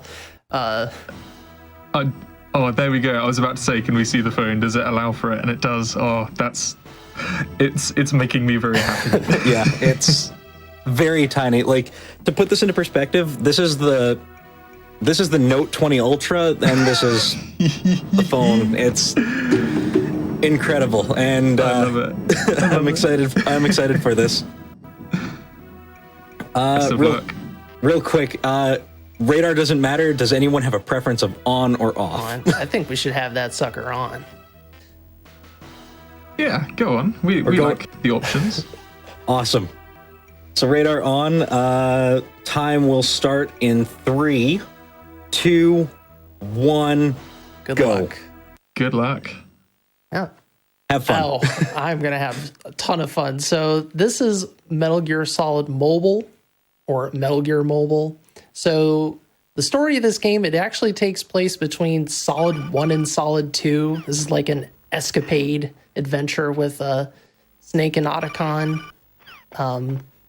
And it is a very odd mix. So it's isometric, and it's 4-way movement like the classic 2D games, but you can aim in first person, and that has free aim with the numpad. So it is a very strange mix of 3D gameplay and 2D gameplay. First thing we are doing is picking up chaff and disabling the camera so we don't get smashed too much by these guards. The movement in this game is pretty tight. Like, we try to have very clean corner cutting. It's, again, very much like if you've seen a 2D Metal Gear run, like Metal Gear 1 on MSX. Similar kind of thought process. Try to cut your corners as tightly as possible. And you'll see Desmo, brush up on guards, and they'll like notice them, but not actually shoot them. This is any percent, so we don't care about getting spotted. So even if we get spotted, it's no big deal. But even if you get spotted, it's not actually an alert until they call it in. So very much like Metal Gear Solid 2, they actually have to call in the alert, or if a camera spots you, of course. So we're about to hit a mini game, and this mini game, you have to like follow the cursor of the codec to these bars. The cool thing is that we time this game based off of in-game time, and the in-game time, oddly enough, it's kind of like Ghost Babel. The codecs don't count, and those mini games don't count, and the loading zones also don't count, and the menus don't count. So very similar to Ghost Babel. So even if you screw up that little mini game, you're just losing real time, not in-game time. I also want to take a moment to point out how blind that guard is, because I had to touch him to get noticed at first, and then I ran right by him without getting spotted again. Yeah, that guard is pretty amusing. I cut that corner too soon. So once you see There- base HQ neutralize the threat, that actually is the alert. There is a line in that last room that does allow for that guard not to see me. I tried to go for it, which is why I ended up against the wall. Very good question from chat. What phone are you using, Desmo? I am using the Nokia N95 8GB model. I believe this phone came out in 2006. And that is the same phone I use, the N95. There should be other phones that also work, but I believe Jaguar King, who also has one of the phones, and myself, we all have N95s. I believe also DSmon, who was the first runner of this game, the original router of this game, and helped make this game accessible with his how-to guide, also using an N95, but not the 8GB model. To see how far this routing has come since DSmon's run, it's absolutely astounding. Yeah, there's not a whole lot to the game, but it has been cut down significantly, and you'll see why later on. What kind of tricks of the trade we've employed. This room, you have to move immediately in this mess hall to avoid getting spotted. We'll be going through this room again later on, and fast movement is important there. You'll get noticed again. Metal Gear Solid 2 mechanics, like getting noticed and then the guard going to investigate. And you see Desmo using chaff quite a bit to either interrupt calls or to stop cameras from spotting, because alerts are pretty painful in this run. You can get knocked over, and it's very slow getting knocked over, having to stand back up.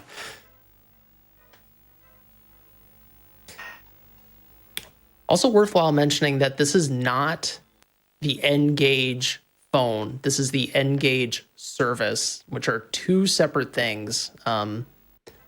As we mentioned, this is the N95, and the N-Gage service was basically just like an online service where you could buy games. This is one of the big ones. The other notable one is Resident Evil Degeneration, which is a completely unique Resident Evil game based off of the movie, which is basically like Resident Evil 4 on a cell phone.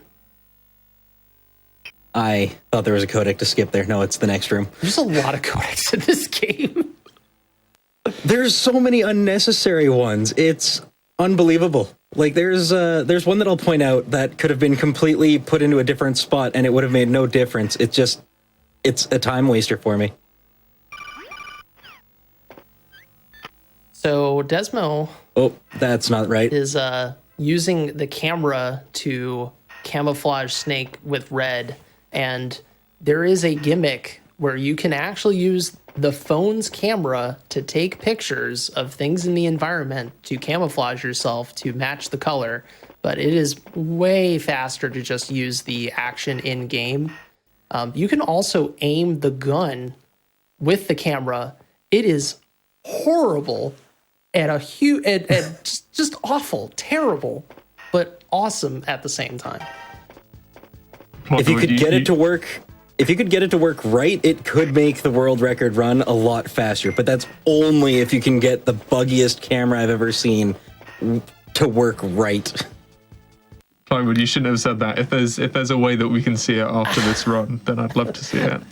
Oh man, it is so laggy.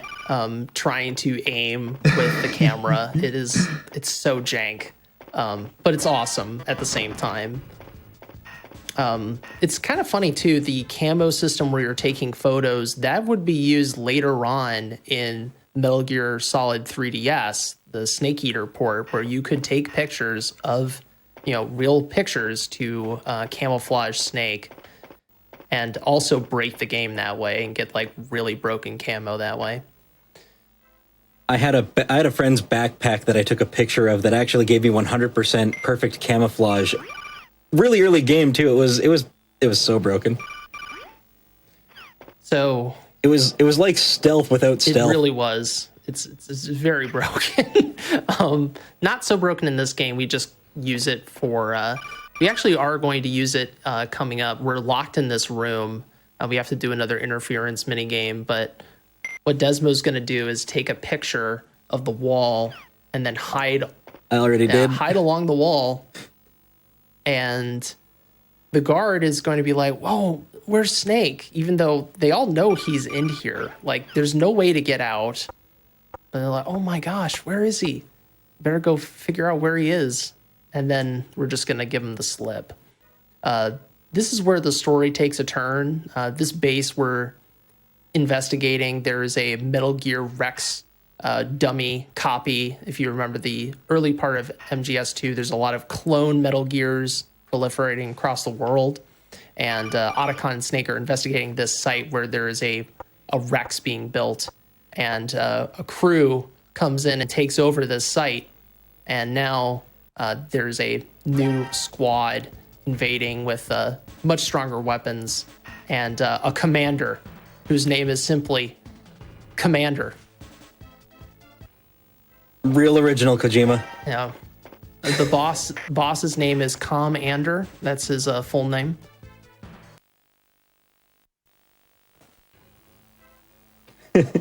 So we gave him the slip.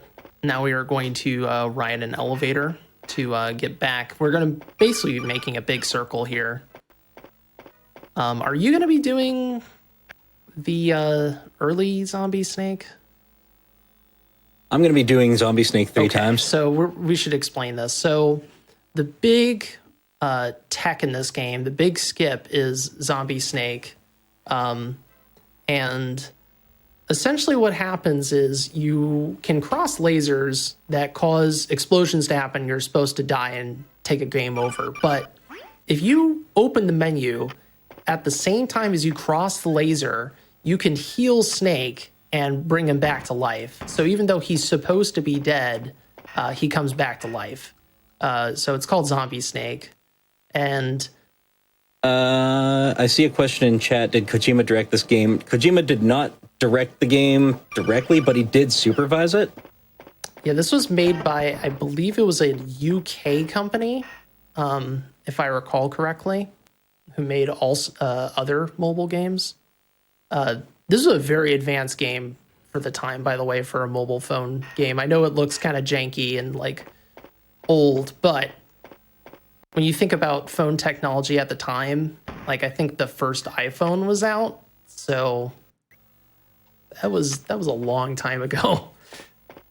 Those phones were much larger. So here we go.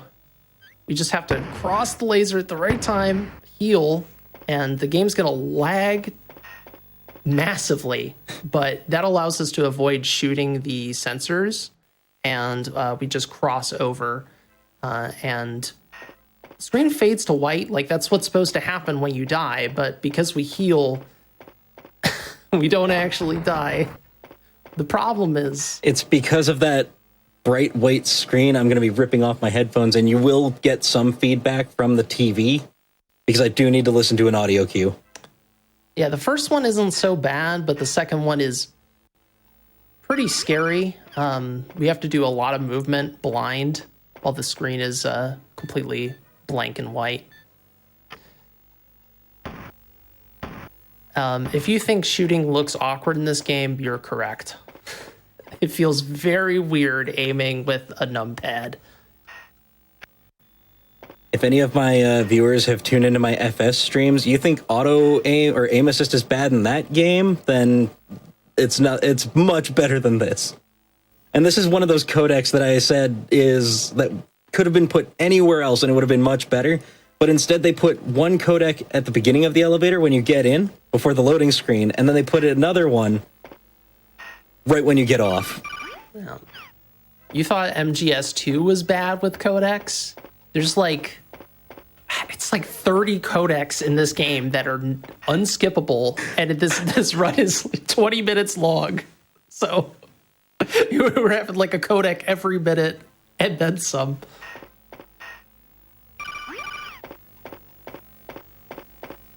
So you just run right in this room. It's great. Very simple movement. This is by the way, if you do the emulator run, EKA2L1, which is the emulator for N-Gage, it's a very good emulator. This is a very easy and simple game to get into because the movement is quite simple. The one thing about the emulator is, though, that the lag is non-existent, so it feels very different. And also, you're not using a phone, you can use a controller. That's quite nice, but it is definitely not like the phone at all.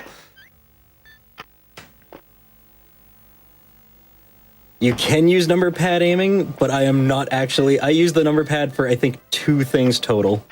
Yeah, there's a little tiny D-pad on the N95 that you can use, or you can use the numpad. There is also a homebrew software that some of us use, including me, where you can use a Wiimote with Bluetooth to hook it up to the phone.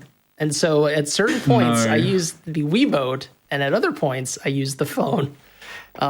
If someone could make that Wiimote app better, that you could remap buttons, I would be very thankful. But that is so niche. It is literally just for like 2 runs, like Resident Evil Degeneration in this game. But if you want to be like a savior to like 5 people, hit me up.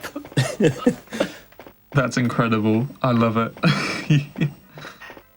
Say what you will about the number pad and the buttons on the phone. I will take the phone any day over the D-pad. That's just my opinion. So there was a very cool little setup that Desmo did earlier where he entered a room, immediately took a photo of a guard, and then used that camo to get past some turret cameras in the previous room. So after this interference is the big skip of the game, and this is where Zombie Snake was discovered. Originally, all I could do, I was like, oh, I can open up the menu. And then it dawned on me that I should try using a ration to heal myself, and it worked. And then you wander blind, and what this does is allow us to avoid picking up the Nikita missile. And the Nikita is a pretty significant backtrack. I believe it takes like 2-3 minutes. I think it adds 2.5 minutes on my best time. Yeah, so it I given think. how short this run is, it's massive. Also, the Nikita just sucks. It is the worst Nikita in the whole series. It takes forever to turn. It's like turning a truck in a ventilation shaft. So we don't want it. We're going to become Zombie Snake, as was intended by the developers. We brush up on the wall, and that gets us in a proper position, and then we try to turn into the laser. And Desmond's going to listen very closely for Snake's footsteps to maneuver through this little area, because it is pretty involved. And he did it. Nicely done. Thank you. I was late to unmuting the TV, so I wasn't sure. I did make one mistake at some point because I didn't make enough steps. But we got it. That skip is a bit tricky, because you can get lost, and then you're like, this is not good. I can't see anything. I have lost so many runs because if you don't turn right, there is another spot where you could trip some C4 again, and it hurts. Yeah, the end of this run is very tense, because we do that skip, and then after you blow up this wall and go through another room, we have a fight with some guards that has some tricky movement, and then we have the boss, Commander. Oh, so close. Yeah, you can actually go through the room without that codec. Without getting that codec. Yeah, without getting the codec. It is super tight. Like, the movement is very tight to get that, so... And now we're doing the last Zombie Snake, which is thankfully not as hard as the second one. The second one is definitely the worst one of the three. And 1 and 3 are the easiest and the best Zombie Snakes, in my opinion. It's number 2 that's the biggest pain. but Well Done did not fail the trip at all, which it is quite easy to accidentally not pause at the right time and just have a game over. So well done, Desmo. So Thank you. it's doing an M9 strat here to trank the guards. There is also a lethal strat, but there's The M9 strat is faster because the door opens immediately before you get there, whereas you could run to the door with the lethal strat, but you have to wait for the guards to disappear before it lets you go that's through. so backwards compared to like MGS2, because non-lethal is slower. That's so funny. All right, today I learned. So, a Commander, this is the boss, and he's on a Metal Gear Rex, and this is actually all a virtual reality program. Spoilers, and you'll see it because there's going to be this weird effect that'll happen. This fight is all about like positioning and timing. We're trying to prevent the boss or Commander from moving too much, and you'll see Desmo running around the arena to refill his ammo as he moves along. Wait for Commander to shoot, and then come over and do auto aim shots on Commander with the pistol. So now a crony comes in. We're just gonna ignore him. In Big Boss, you don't want to ignore this fella because it'll be a big mess. I'll explain what I'm doing with this fight in a sec. It's just I need to focus to make sure I get this in the best possible way. This fight took a lot of revising to try to make it as fast as possible. It's a little bit more technical than you'd think, given how simple the rest of the game is. So, stand right up here, throw a chaff, and that will actually make the turret, not the turret, the minigun get destroyed. The Gatling gun, to have the cooldown happen more quickly and then allow you to actually hurt Commander earlier. Commander. As you can see, we are in a simulation, folks. Again, a really cool effect for a phone of this era. They love this VR effect. The motion blur. For those who played MGS2 on PS2 back in the day, that game also loved its motion blur.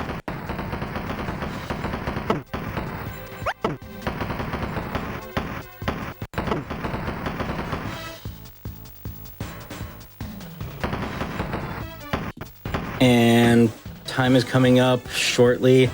As soon as it says simulation end, that is time.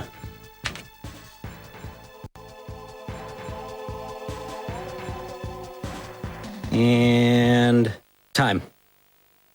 Nice. GG. Nicely done. 16-19, not my best, but much better than I was expecting to do. In-game time, at least. A solid time. No continues. Definitely no par. continues. No, Zombie Snake is really tricky, folks. It is quite possible to fail that since you have to hit that laser and that menu at the right frame. So I know the game plays at a very low frame rate, but still, it is tricky. So well done, Desmo. Thank you. Yeah, so with the Commander, I've managed to break it down into a set of phases on any percent that I managed to get it as tight as I could. With the beginning of the fight there, I immediately ran towards him and shot it. You can only shoot at him 4 times lethally before he gets iframes. His iframes disappear when a cutscene happens, or when his gun jams, or when he breaks one of the breakables on stage. So by utilizing that pattern, I can hit him 4 times, run and collect the items at the back of the stage, being some SOCOM ammo, M9 ammo, and a ration. And if I stop at the bottom of the stairs, he'll shoot at that one box that's right next to me. It won't break, but he'll stop shooting, but he'll also lose his iframes. So when he's moving back or when he's repositioning, I can run up, get another 4 shots, and then those 8 shots are what is going to send him into a cutscene, which will remove more iframes. I went into first-person view to shoot because I'm able to get 4 more shots before the gun jams, which means 4 more shots after the jam.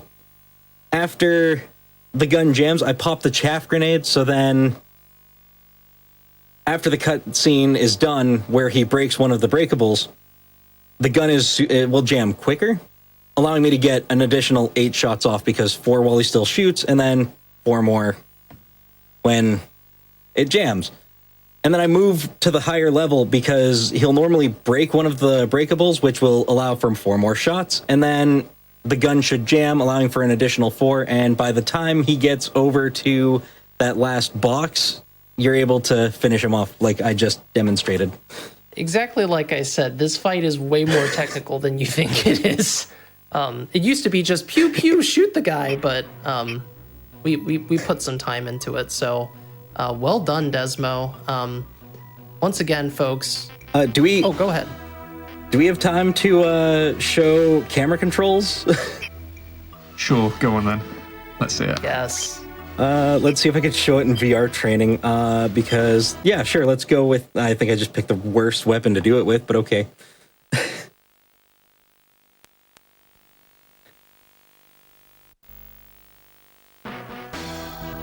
be decent. It's the Nikita. The weapon we... As you can see, there's a loading screen to use the camera. Oh, I love it. You can remote control the Nikita. It doesn't do up and down, but it does left and right. That is brilliant. But the thing with the Nikita is every time you turn it, even so slightly, it slows right down. I didn't mean to completely quit out the game, but it does have its uses. And like I said, if you can get the camera to work perfectly, which, let's face it, the phone is dirt old, in theory, the runs could be much faster. But these are like the worst motion controls I've ever experienced in my I'm waiting life. for the emulator to allow camera controls so I can just like swing around my mirrorless camera during the run, because I think that would be a pretty baller. But yeah, this game is pretty neat. It is definitely a sideshow, but like it is able to be played. Sadly, you can't buy it anymore. You have to acquire it. It is, a dead mobile phone game, but we run all kinds of games in the Metal Gear community, and this one was a really exciting get to finally have a route and people running it. And it is the fastest Metal Gear game and also one of the easier ones. Yeah, anyone who complains about aim assist or auto fire in any other game, try aiming with this. It's it's bonkers. And I am all here for it. I love it. Well, thank you so much, Desmo. If people want to see more of you, because, why wouldn't they? Where can people find you?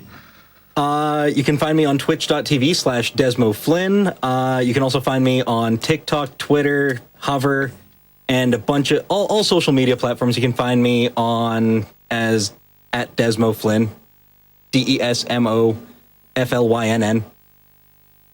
And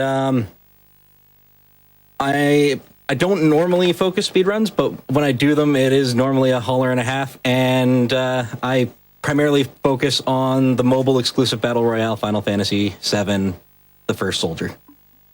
Oh, nice. Can people find you? Did the Nokia N-Gage have a social media platform? Can they find you on that as well? If they... I'm gonna check this now. I imagine they might have tried it back in the day. Yeah, there's this share online. You might be able to find me on there. Nice. Well, thank you so much. Thank you so much, Plywood, again, for coming in and talking about this game. You guys seem to love it, and I'm glad that you were as excited about this game being on as I was. I'm so excited that we got to see this. So that is not it, though. We have got some more Metal Gear action coming this time. We're moving over to something you might be a little more familiar with. We're going to be on the PlayStation Portable. And yeah, so please do stick around. Enjoy the tunes whilst we go to our break. And thank you for having me.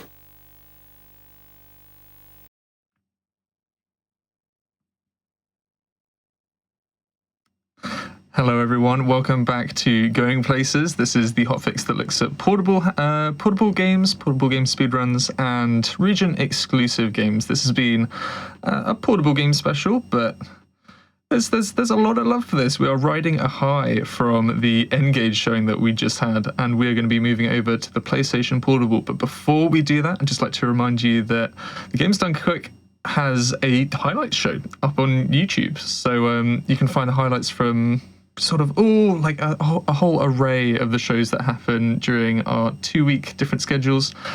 So if you want to find out more about that, you can use the !highlights command to learn more about those. And also, if you tune in tomorrow, speaking of other shows, at 1 p.m. Eastern, we've got PB Precipice going on, which is a show about live PB attempts, followed by It's Dangerous to Go Alone, that shows off co-op speedruns. But we are here, this is Going Places, and we are going places with Jaguar King. We are about to see some Metal Gear Solid Portable Ops. Hello. King. Welcome. How are you guys doing? I'm Jaguar King. Nice to meet you all. And I'll be running Metal Gear Solid Portable Ops. For those people who does not know what this game is all about, this is a PSP game that was released back in 2006. It's considered to be a sequel to Metal Gear Solid 3 Snake Eater, which was released back in 2004. Before we can start the run, I would like to give a shout out first to Plywood for running Metal Gear Solid Ghost Babel. It was an amazing run. And for Desmond Flynn for Metal Gear Solid Mobile. I mean, shout outs to those two gentlemen. Please give them a follow. And yeah, we are pretty much ready to go. So we're going to run this game on normal. A lot of people who watch my stream, I usually run at hardest difficulty, yeah. But unfortunately, we only have 2 difficulties here, which is easy and normal. Extreme, it's not that important, to be honest. I mean, it doesn't change a lot between normal and extreme in this game here. So it doesn't matter at all. So we're about to start here. We're going to start in 3, 2, 1, go. So, thank you very much. So, Purple Ops was a sequel to Metal Gear Solid Snake Eater. It happens 6 years after the event of Snake Eater. Snake in this game, which is Big Boss, has been captured, and he is pretty much put on a cell. He was captured by his former unit that he was in, the Fox unit, and he's getting interrogated about the second half of the legacy. If you remember Snake Eater, you're supposed to retrieve the legacy, the philosopher's legacy from Snake Eater. However, they only be able to retrieve the first half, and they could not locate the second half of the legacy. So that's why Snake in this game got kidnapped by the Fox unit in order to know where the second half of the legacy is. So now we just got out of the cell. Here we're gonna first meet our first friend in this game, which is Roy. Well, I'll be Roy Campbell. You remember Roy Campbell from Metal Gear Solid 1? Yeah, he's here. And for some reason, he's also locked with us on this area. So first things first, we're going to escape the prison and pretty much call in for a backup and help so someone can actually help us and get them out of here. So as you notice here, the gameplay is a 3D gameplay, and my God, it's not as smooth as you guys think. I'm playing this on the PlayStation TV, which is pretty much a PlayStation Vita, which is put on a box with an HDMI output and the ability to use controller to play the game with. And unfortunately, as you guys notice, the game is not that smooth at all. This game operates at 20 FPS, and the input lag, especially for the PlayStation TV or PlayStation Vita, is big. Really, really big, and which means I have to adjust some of my movements and inputs accordingly so I do not end up getting in trouble, or better or worse, like getting spotted by the enemy. So one of the things about Portable Ops here is the fact it's actually the first game that have like recruitment. So we're gonna end up recruiting soldiers in this game, and it's gonna happen on the third mission of this game. So this game is pretty much a mission-based, and every time you're gonna have to do in a mission, and there's over like 28 missions that we need to go through the game. This is the first mission. By the way, this is Paramedic. Yes, we're gonna call her in. Apparently, Big Boss, aka Snake in this game, was actually being framed for the fact of like betraying the United States and the army, and he needs to clear his names and pretty much figure out who is the person who actually ended up kidnapping him. And we're gonna learn about that person soon enough. So now we have escaped the prison. We're gonna meet Roy, and he's gonna give us our next objective is trying to figure out what is going on in here. Apparently, we are in the San Geronimo Island, and we need to gather more intel about our enemy and why we're here, and why Snake was kidnapped, and why Roy Campbell's unit was wiped out. He was the only survivor here, and we're gonna do this by retrieving documents. This is like the mission here right now. So there's a lot of cutscene to be skipped. I mean, it's a Metal Gear game. What do you expect? We're gonna skip a lot of cutscenes here and there. We have a weapon here. This is the Mark 22 pistol, which is a tranquilizer gun, which we're gonna use to shoot enemy. There we go. 2 bullets is all I need. So the document is right here. As long as you know where the document location, you'll be able to get it. And by the way, if you clear the mission, even if you end up getting spotted by the guard, it will not count for some reason, which is kind of a weird, actually. It's a weird way to finish a mission. So now we have the document. Now we know who is our enemy is. A guy called Gene. And we need to go in and fight him. However, we are under... we do not have soldiers, so we're going to have to recruit our first soldier in the game, which is... His name is Jonathan, by the way. And we're going to get some items from this mission as well. You're supposed to go in and recruit soldiers left to right. Every soldier have its own traits. For example, Jonathan is an athlete who can carry other soldiers. Some soldiers can run faster. Some soldiers has like technical abilities. Huh? Nice. So this is Jonathan.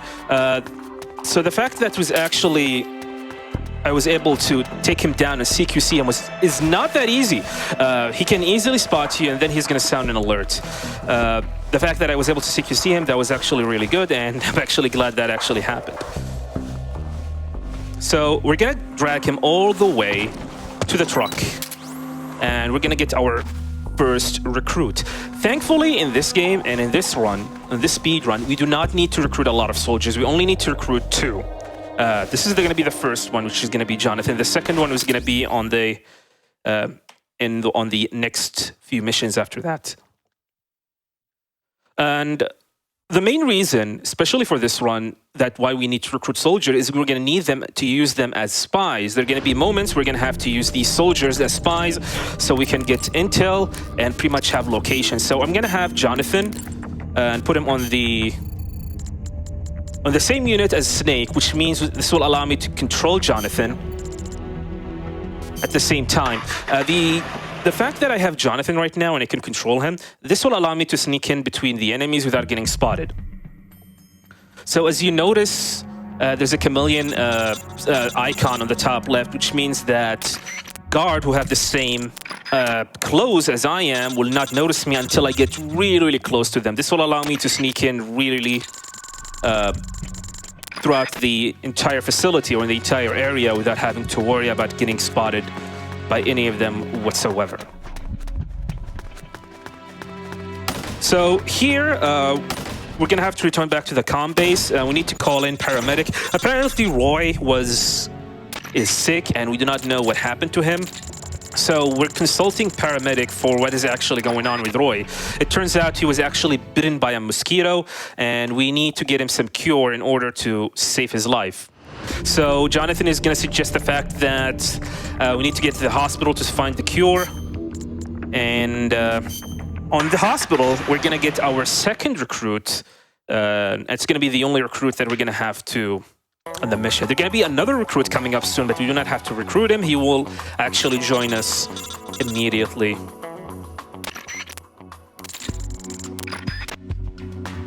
So since Jonathan and Snake at the same unit, I can actually switch between them. Oh God, okay. So that's what I meant by the fact that this game has a massive input delay. So yeah, I can change between Snake and Jonathan at the same time. So this is the guy. We're gonna grab him to the dropping unit point, which is gonna be right at this corner. I'm gonna knock him down and I'm gonna immediately switch to Snake. So this will make Jonathan hide into a box nearby. Now all I have to do is just head towards where the soldier that I'm gonna end up recruiting is gonna be, and I'm gonna pick him up and drop him again. And Roy's gonna call me out and he's gonna tell me, hey, do you want to recruit this guy? I was like, yes, and he will be auto-recruited. This is the only time that like the game will pretty much ask you if you're gonna have to recruit, and they will do the recruitment automatically for you.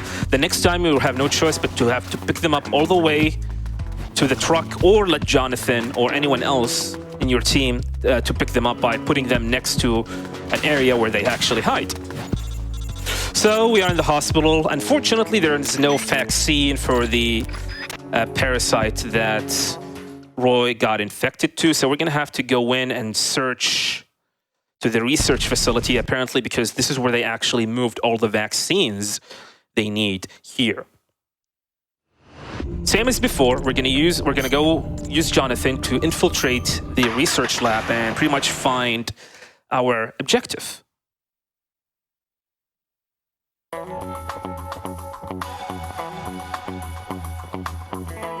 So in this area, there's a specific soldier, but for some reason can like actually spot us, and we might end up like getting an alert here. By the way, although I'm doing any percent, I'm gonna try my best to get the Tsushinoko run. Tsushinoko run is pretty much equivalent to the Foxhound or Big Boss's rank, but it's actually for normal difficulty.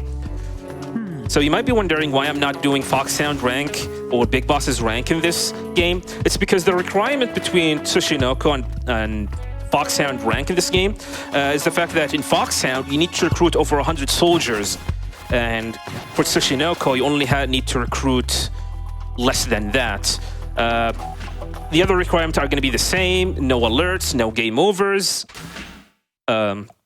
You can use rations as well, and no comrades killed, so it's actually quite an easy game to get a Foxhound rank as long as you do not get spotted or killing anyone by mistake.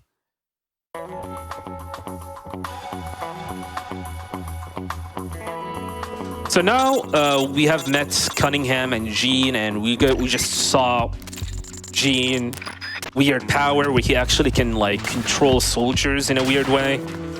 And here we're gonna have to go in to the spot. This is where we're gonna meet Elisa. Elisa is a scientist that's gonna end up helping us, giving us the vaccine for Roy. And then she's gonna tell us, hey, maybe you need to go to the harbor and investigate. There might be something that you need to check there. It's probably nukes. So she's gonna give us the vaccine. Now Roy is in a good condition, so now we can continue throughout the game.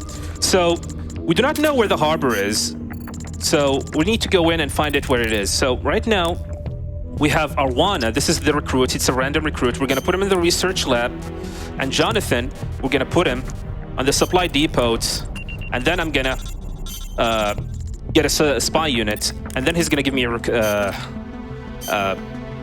intel about the map, where it's pretty much tell us where the harbor is actually located. So all we have to go in to go and procure that map. So for some reason, your spies do not pick up the map for you. No, they're gonna tell you, hey, in that location, there's a map where the harbor actually is. How about you go in Snake and pick it up? So we're gonna have to do that right now. So right now we're back to the supply depot. It's really important to do this mission at nighttime. So in case you guys do not know, there's day and night cycles between each mission. Some mission, it's actually better to do it at nighttime over daytime. For example, this mission, doing it at nighttime is way better. Otherwise, that guard will spot us really, really easily.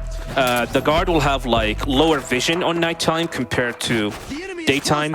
Plus, there are going to be missions we're going to have to do them on daytime, so you can actually acquire specific items that can only spawn during daytime, and vice versa.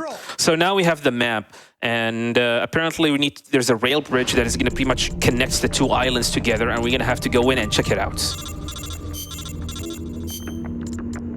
So now we're going to go into the rail bridge and check out the passage, the bridge that will allow us to go to the other side of the island that we're actually in.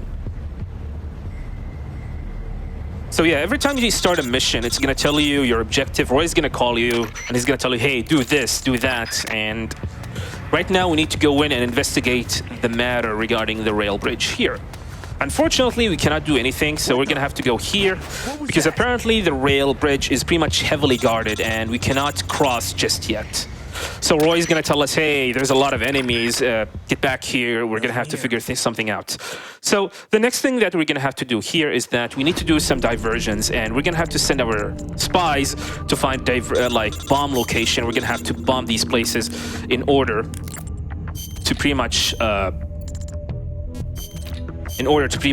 find the appropriate location where we can use the bomb it, so we can get the diversion that we actually need.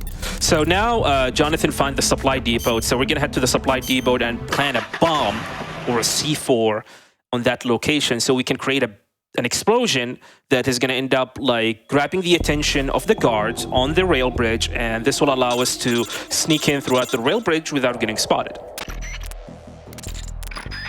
So remember the TNT that I just picked up on in the first supply depot that I actually did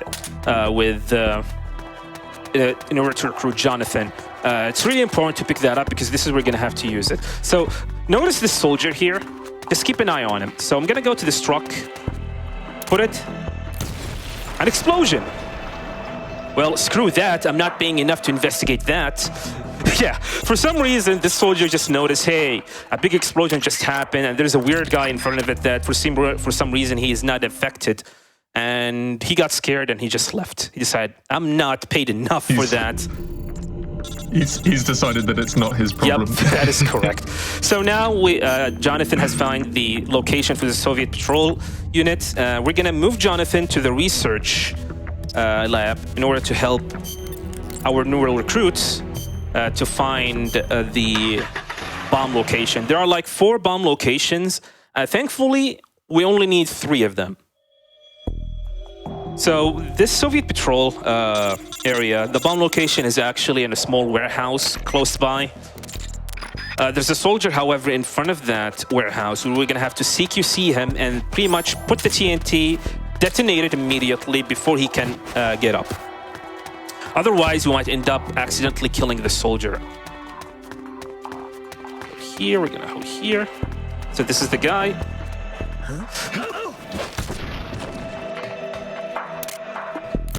There we go. And that guy does not even care about the fact that the entire area is exploded. So yeah, as long as you pretty much like hit the objective of the mission, the other guards pretty much turn a blind eye on you. So now we have 1 mission left, which is the research lab, and we have it from our spies. That was some good RNG here, thankfully. Sometimes, like, the spies RNG does not work the way it is, and you might end up having to start a mission, abort the mission, and return back and do, like, a day and night cycle multiple times in order for the spy to find the location and the area that you need to figure out or get some intel for it. So the research lab, we were in this mission, so we need to destroy a transformer, which is located inside. So we're going to equip the TNT, and then we're going to hit. You notice there's a doctor here. Doctors will always notice you, and then you're going to get an alert from them. Bumping into this guy, and then rolling, and then going inside, detonating the power grid inside, and that's the spies mission, or the bombing missions by the spies, completely done. Now we're going to have to return all the way back to the rail bridge.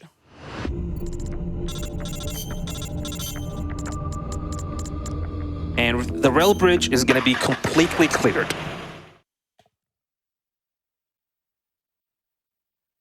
So, remember when I said that there are certain missions that it's actually better to do at nighttime over like daytime? The next mission after this one, which is going to be the harbor, this is where like Elisa actually told us to head. We're going to have to do it on nighttime. I'm going to shoot this guy to scare him off. He's going to run all the way next to the truck. And this will allow us a safe passage throughout the bridge and into the goal. And there we go.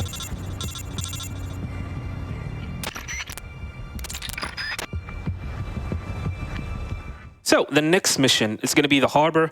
Before we can start the mission, we're going to have to get rid of some of the items that snakies actually have, as we need to pick up some items within the harbor itself.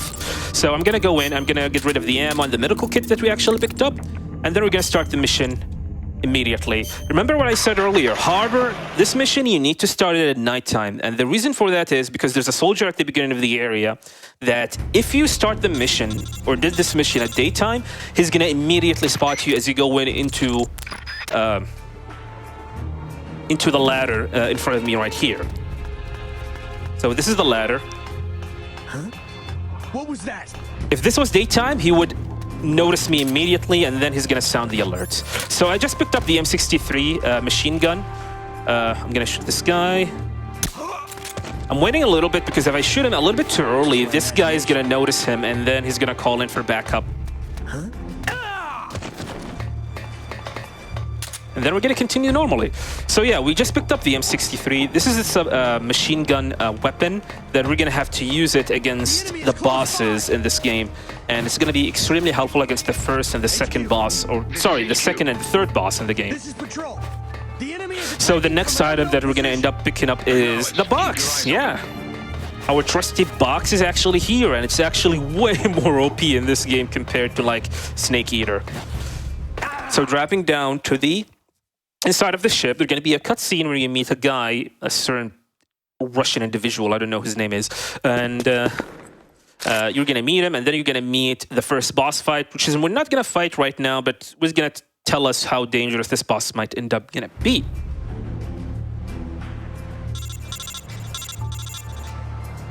So here Roy is going to pretty much call us and tell us, hey, you need to investigate what's inside. There might be something that is important inside of this ship.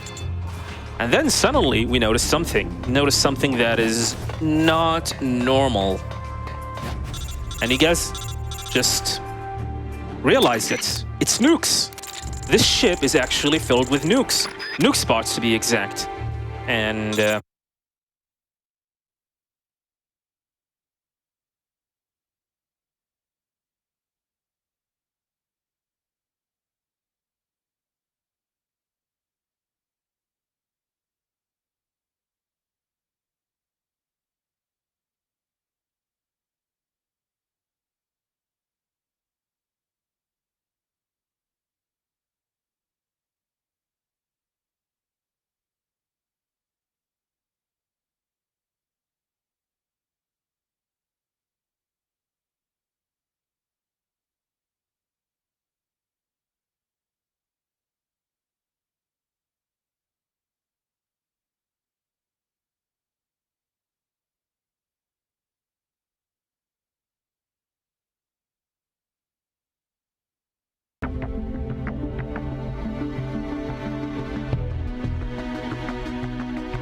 okay.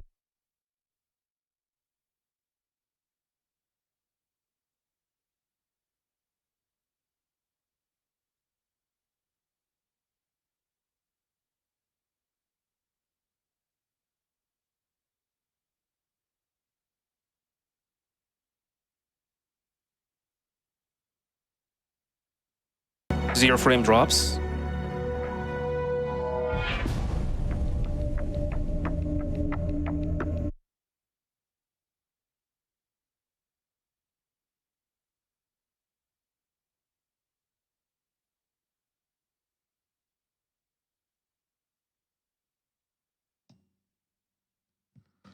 Apologies for the slight sort of technical hiccup. We're currently ironing things out, so please do stick around. We have still got a whole lot more of this run to go, and you will want to stick around for it. So, yep, we will get Jaguar King back as quick as we can, because you know we speedrun things over here.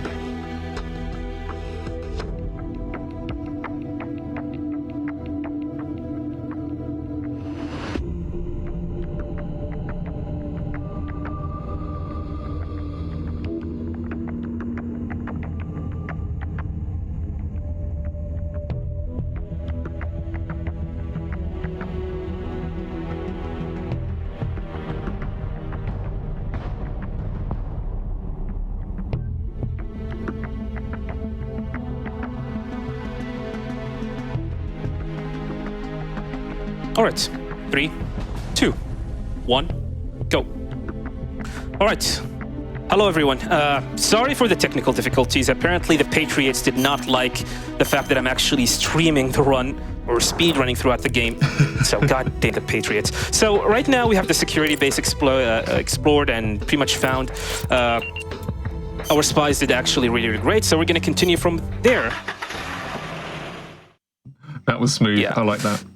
it's the Patriots. Damn the Patriots. It's always the Patriots. Keep that in mind, guys. So, security base. We already find the documents. We're going to go in and pick it up immediately. And we're going to have to go in. I have the box ready. This is a mission we're going to have to use the box most of the time. As we're going to have to go in and use it. I'm bumping into this guy, equipping the box. He's going to notice the box. Same thing with this dude. He's going to notice the box. And apparently these guards do not react really, really well with the box like in front of them. HQ. And here's the secret document. And I used the box just to pretty much go win between every enemy in front of me, like 4 enemies, and they actually doesn't care about the fact that there's a running box in front of them. So now we're done with this mission. We're going to start the next mission immediately, and it's going to be our first boss fight in the game. Here, I'm going to get rid of the M63 that we just picked up, and we're going to start it immediately.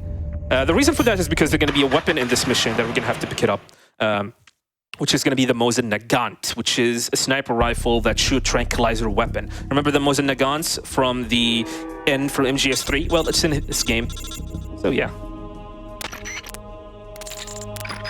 So this mission, it's kind of a weird mission actually to do so here. I'm gonna stay here on the right side of the walls because there's a female soldier close by who have like, her ears are sharp. She can hear you from far away, and so that's why I'm actually moving a little bit further than she is.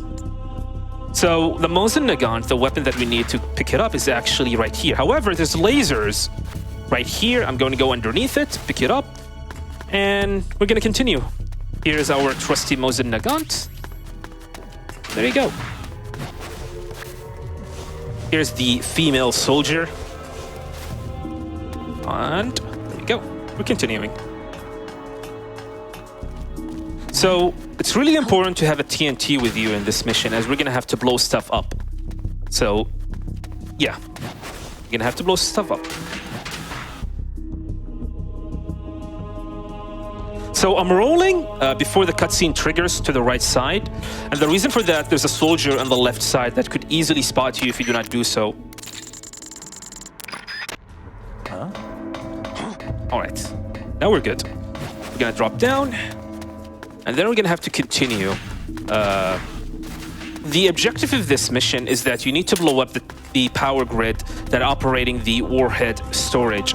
Apparently there is the warheads, the nuke warheads are actually on this area, and we're gonna have to go in and blow it up so that pretty much not allow the enemy to transfer the nukes. So by just putting the TNT, we're gonna start the first boss fight against the game, which his name is Python. Apparently he is Snake's friend, and he was trained alongside the boss with him. So here I'm going to equip the Mosin Nagant. I'm going to wait for Python to get close. Nice controller. So one of the worst thing about this fight, especially using the Mosin Nagant, is the fact that if you miss a shot... Okay, this is not looking good. Okay.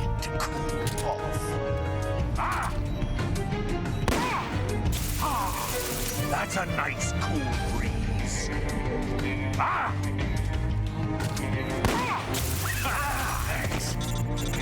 All right, this is not actually good, because what happened is the fact that Python has freezed the weapon that I actually have.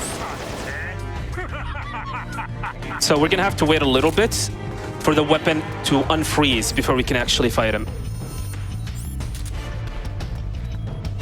All right, where are you, Python? Show yourself.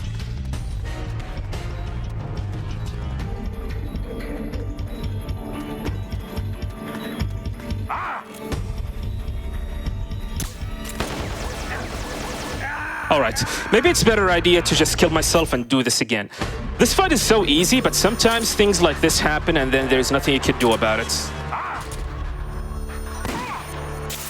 You've got this. You've got this, I believe. For some reason, Python will always miss if you look down.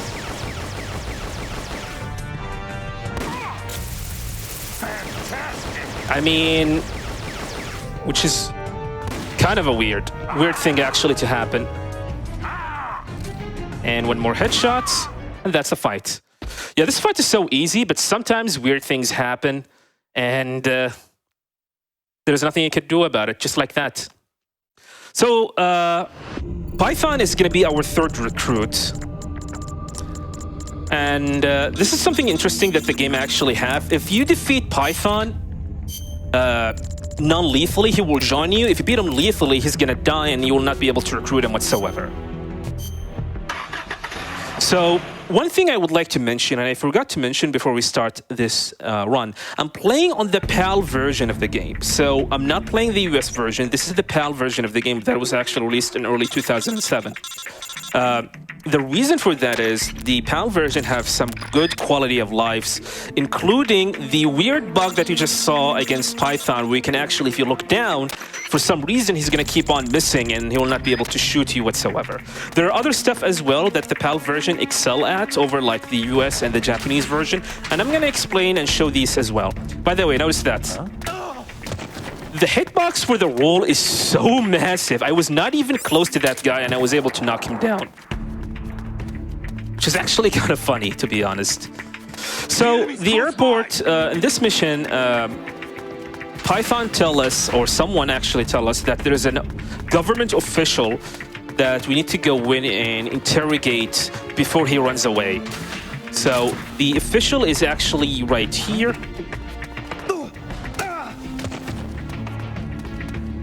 So we're gonna approach him, grab him, and then we're gonna interrogate him.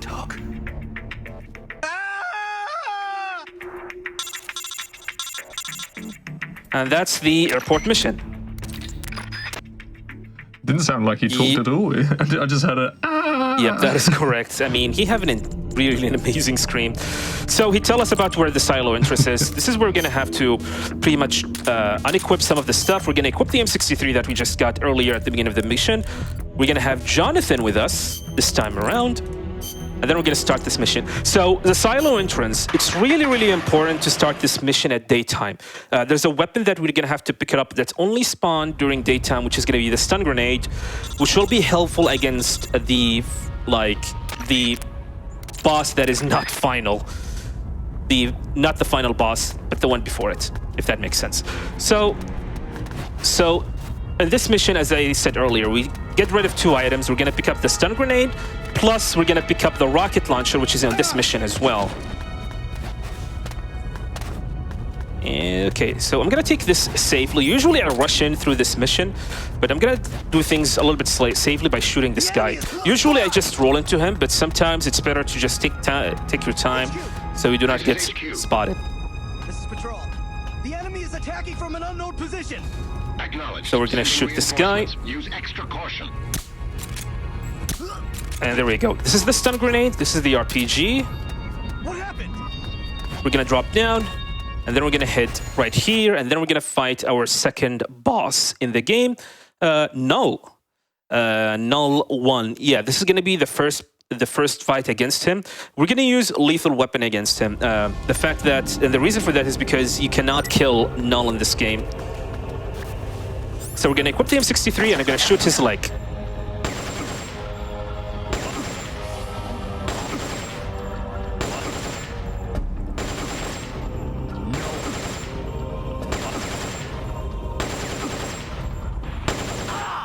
And that's how you defeat Null.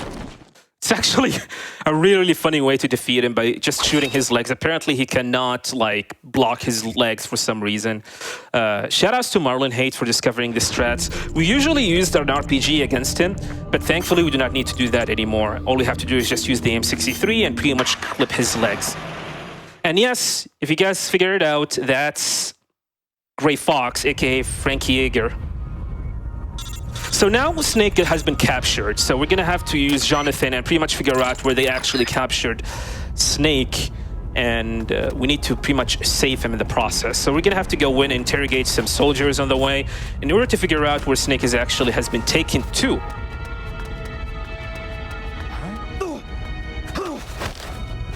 So I'm going to knock this guy down. We're going to drop down. So you notice that I actually dropped down and pretty much grabbed onto the pipe. The PAL version of this game will allow you to automatically pretty much grab into the pipe without having to time it, unlike the US and the Japanese version. This is another actually good quality of life change that they actually did on the PAL version of the game. And it's going to be helpful later on in a certain mission. So we meet a guy. The soldier tells us that Snake has been taken to the guest house. The problem is we do not know where the guest house is located. So we're going to have to go in and find the location of the guest house or the map where the ghost house is. So you're supposed to go in and interrogate more soldiers in different areas. But apparently, if you head to the rail bridge, you can actually find the document where the guest house is actually located. So you'll have to go in and pick it up. And that's it. You do not have to waste time interrogating every soldier that you find about the location of the guest house. And that actually saved a lot of time over like the strats that we usually did before. So yeah, the map is actually inside of this area. The secret document is going to tell us where the guest house is, and that's it.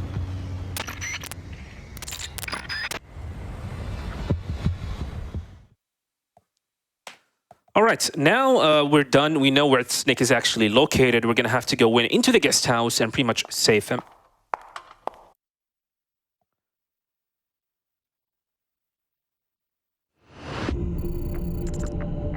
So in the guest house, Snake location is always fixed. It's not going to be random. As long as you know where he is, all you have to do is just go in and pretty much finish the mission, and Snake is rescued and he's fine.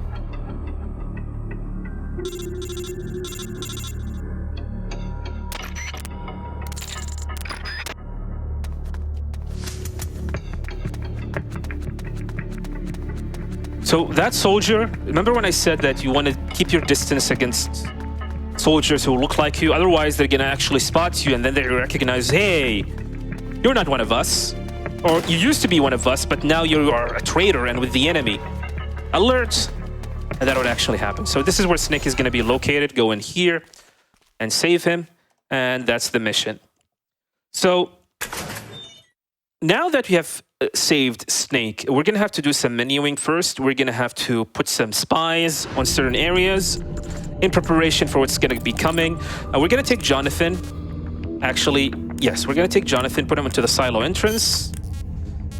R1 to the silo entrance and Python at the same time at the silo entrance. And then I'm going to take Snake. And then we're going to start the mission. Make sure that I have all the necessary item that I need. Then we're going to start the mission immediately. So now we need to head to the plant. The plant is actually where the plant is actually where the Metal Gear, the nuke is actually located, which is Metal Gear. Metal Gear Raksha, that's the name of the Metal Gear in this game. And we need to go in and destroy it. So here, it's actually quite easy to get spotted by the enemy, so I'm gonna have to do this weird setup. Hopefully it's gonna work. I'm gonna shoot here, shoot here. The enemy's here! Huh? HQ. This is HQ. All right, I think we're good. It's so easy to get spotted by the two enemies on top of the building. So yeah, now we're inside the warehouse, and suddenly, out of nowhere, Metal Gear has been activated. So we're gonna have to destroy it. Remember the RPG that we just actually picked up earlier? This is where we're gonna have to use it. So first things first, I'm gonna equip it, and then I'm gonna aim at a specific spot.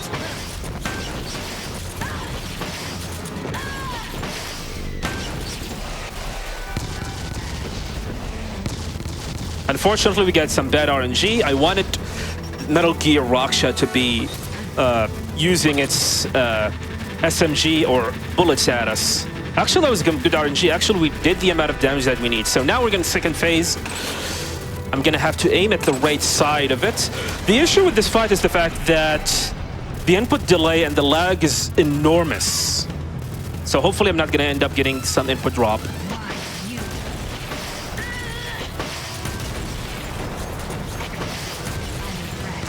And we got some input drops, but that's fine.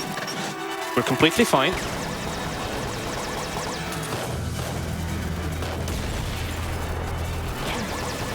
So all I have to do is just wait for it to open its left wing. And that's the fight. You can actually defeat Metal Gear Raksha like way faster than that. But as I said earlier, the problem with this fight is the amount of lag that's end up going to be generated here. And Jonathan has died. No! Our first recruit, he died. Well, F.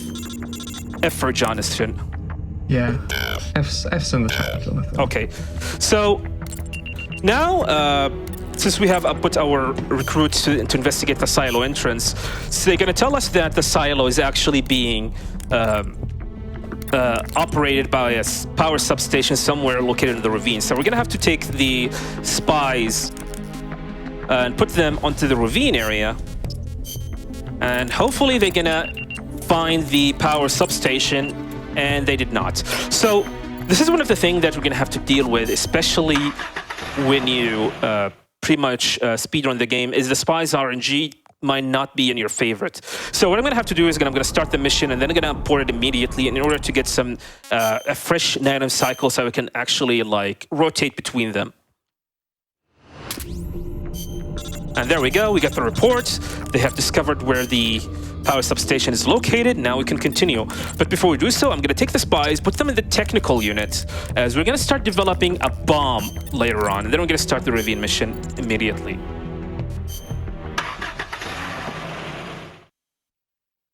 So, remember when I said that we're playing on the PAL version of the game? Coming up is going to be a role that is really, really scary. And you need to roll at a specific spot in order to catch the leg from the side of the boulder. So hopefully we're going to get it first try here. So yeah, that boulder, we can actually roll next to it. Hopefully Snake is going to grab it. And it did not. That's unfortunate. So let's do this again. So yeah, the roll there is really specific. I think I have rolled a little bit too early, so we're gonna have to do this again one more time. So same as before. The angle is also important for you to do so. And we're gonna have to go here. And let's see, I have the angle. There we go. So yeah, thankfully, since I'm playing in the PAL version, I do not need to actually even like grab or time the grabbing. Keep in mind, trying to time the grabbing in this game is way more precise in the US version and the Japanese version. Thankfully, in the PAL version, you do not need to do that, because all you have to do is just roll and let the game automatically do the grabbing for you.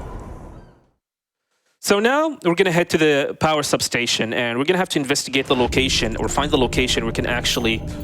Oh wait, before we can start, I'm going to clear some items in my inventory. I'm going to remove the RPG and the stun grenades, since we're not going to need them, as we're going to have to pick up some medikit inside here. So the power substation, we need to locate the area we're going to have to plant the bomb in the power substation. So the idea here is that in order to gain interest to the silo complex, you need to destroy the power substation that pretty much like feeding the silo complex with power. And in order to do so, we're going to have to destroy this area completely to cut power from the silo complex, and this will allow us to give us at least 5 minutes of time to gain entrance to the silo complex. So the main reason why I put the spies on my technical unit is because I want them to start developing a time bomb, and we're gonna have to plant the time bomb here in order to time it so it can be detonated by the time we reach to the silo complex. Thus will give you 5 minutes of time so you can actually gain interest to the silo complex and pretty much stop Gene and the nuke that he actually have. So now we have located the area that we're going to have to plant the bomb in. So now we're going to have to wait for the technical unit, the 2-person my technical unit, to develop the bomb. Again, it's completely random. I'm going to have to hopefully wait, and hopefully they're going to end up like developing the bomb. Unfortunately, they did not do so. I have used all of my day and night cycles, so I'm going to have to start the mission, abort it again, and hopefully by the time I return back, they're going to be developing the bomb. This is one of the RNG aspects within the run itself, and it's actually kind of annoying to deal with. And there we go. We have the time bomb ready. All we have to do now is just pretty much... We're going to have to go in, equip it. And then I'm going to equip a C box here. And then we're going to pretty much start the mission and go into the same exact location that we were in and plant the time bomb. However, an interesting guest is going to show up as we're trying to do that.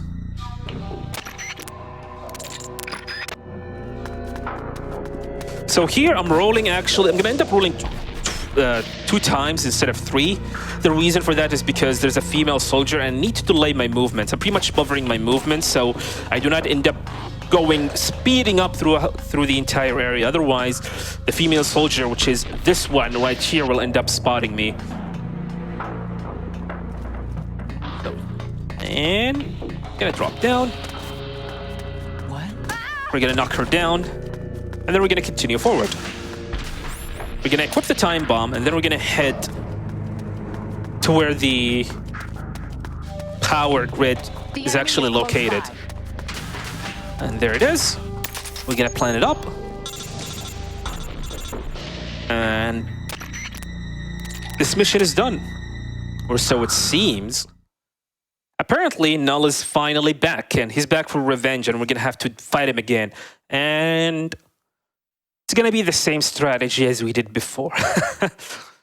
So yeah, Null 2, it's exactly the same fight. Just crawl, equip the M63, shoot his legs.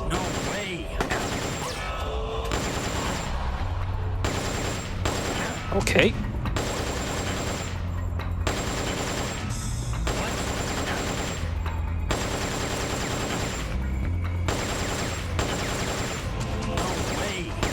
No way, indeed.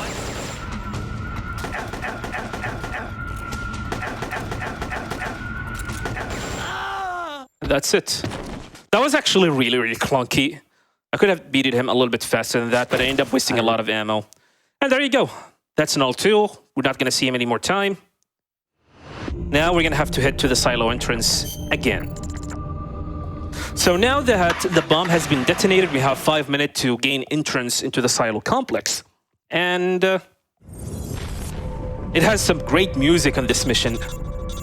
So sit down, relax, and enjoy the music.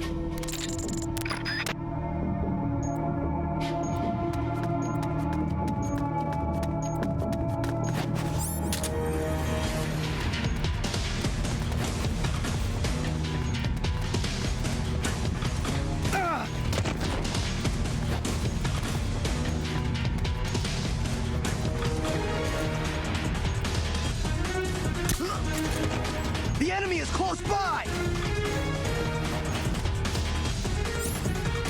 HQ! This is HQ. Oh, this is patrol. The enemy is attacking from There we go. position. Acknowledged. Sending reinforcements. Use This music is amazing. Unfortunately, the mission is really, really short. So now we have gained an entrance to the silo complex. Again, remember when I said, I'm sorry for saying that again, we're playing on the PAL version. This is pretty much the main reason why it's really important to play on the PAL version of the game. This mission right now. So there are going to be doors on this mission. And in order to access them, you need key cards. You need to go in and pick up the key cards for this mission. However, on the PAL version of the game, you do not need to go in and pick up these key cards whatsoever. You can actually go in, grab a soldier, and hit next to the door, and the door will open. This does not happen on the US version or the Japanese version. Only happen on the PAL version of the game. So I'm gonna have to go in, I'm gonna grab this guy, and I'm gonna use him to open the door, which is located right here. This saves significant amount of time, as you do not need to go in looking and searching for the door. So grab him, drag him to the door, and that's it.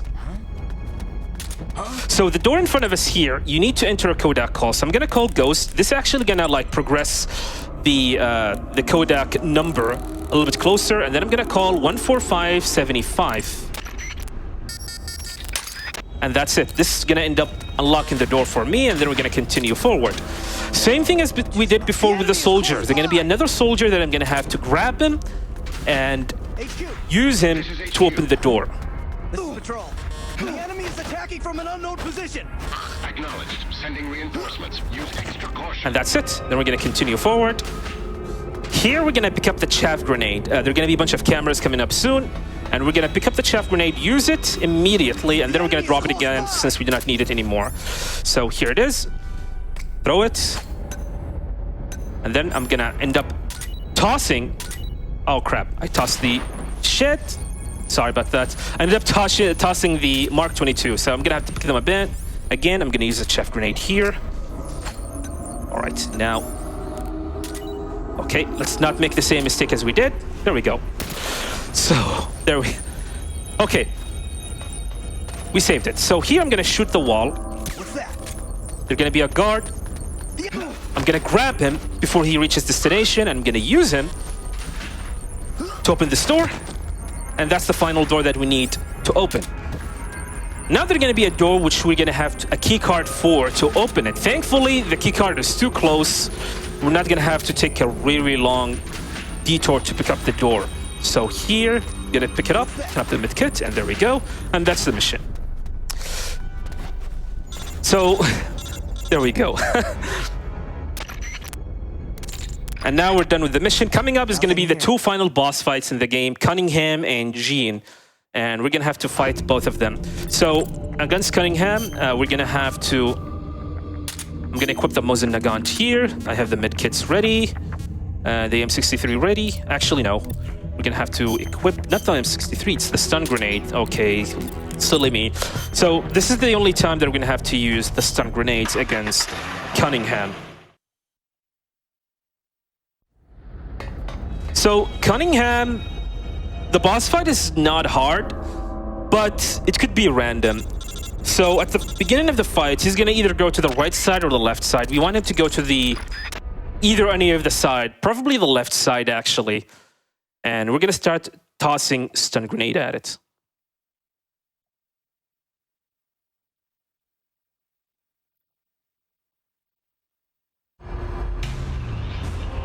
Well then, let's get down to business. All right. So where he's gonna go, he went to the left side, which is good. Now we're gonna start throwing stun grenade. That was weird.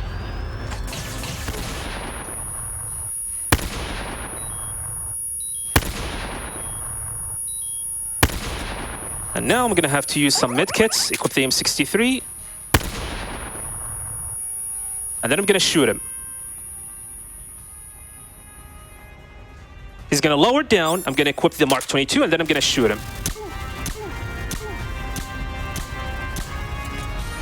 And we got some bad RNG, he returned back up, which is fine.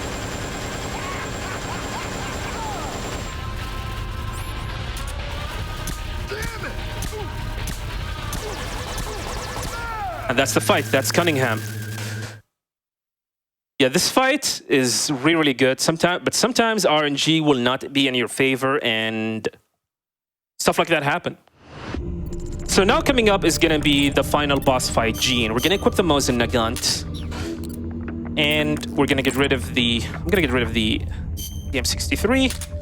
I'm going to put some ammo just in case. Sometimes things does not go the way that you wanted it to be. And then we're going to start the boss fight. So Jean is a horrible boss to fight due to his randomness. And he could be dangerous as well. His rush attack deal a huge amount of damage, so we're going to have to be careful against it. So first things first, healing. We're going to shoot him. And now we're going to have to wait for him to rush us.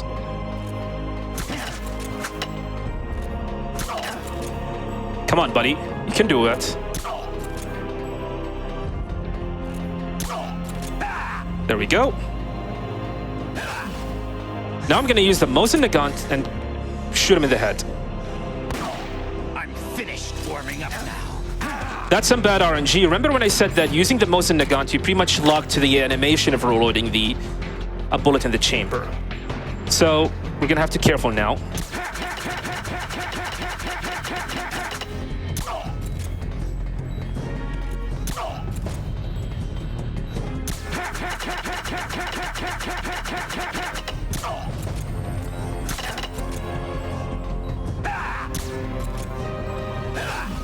That was dangerous. If he hit me, I'm dead. All right. You're really giving me a run for my money. I like it. Who of you can say that tomorrow you won't be aiming your rifles at your neighbors? Comrades. Nice. So yeah, you want Gene to do as many rush attacks as possible, as this will give you an opportunity to shoot him in the head. Now one more hit left. There we go.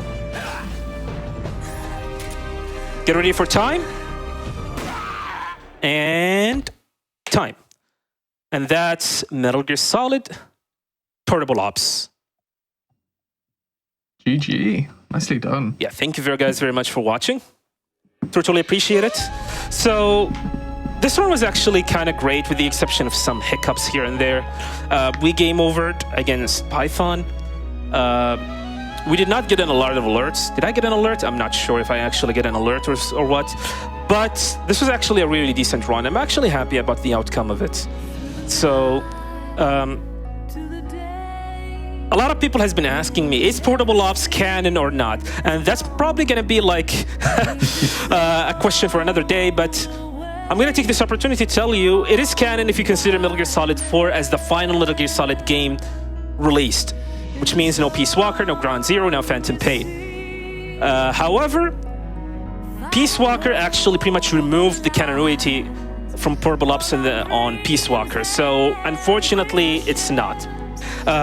Before I finish this my run here and my introduction, I would like to give a shout out to GDQ for having me at this amazing hotfix and going places, and I would like to give a shout out to you, to all the people who's actually working on the stream setup and everything like that. I would like to give a shout out to the Metal Gear Speedrunning community, and I would like to give a shout out to Plywood for running Metal Gear Ghost Babel. I was watching, it was an entertaining run, I learned a lot. Give a shout outs to Desmo Flynn for running Metal Gear Solid Mobile as well. Shout outs to him. Please give these two a follow. They are an incredible person and a great speedrunners as well. Shout outs to the Metal Gear speedrunning community as well. If you happen to, if you actually liked speedrunning this game or had interest in speedrunning any Metal Gear Solid game, make sure to tune in at metalgearspeedrunners.com and join our Discord. We have an amazing, excellent community that will teach you any Metal Gear game that you want to speedrun. And when I say any Metal Gear game, I mean it. Even like you just saw an hour earlier, Metal Gear Solid on the Nokia Engage. Yeah, we can teach you how to speedrun that game as well. So, yeah, thank you guys very much. Totally appreciate it, and I'm gonna sign off, and thank you guys very much for watching. Later.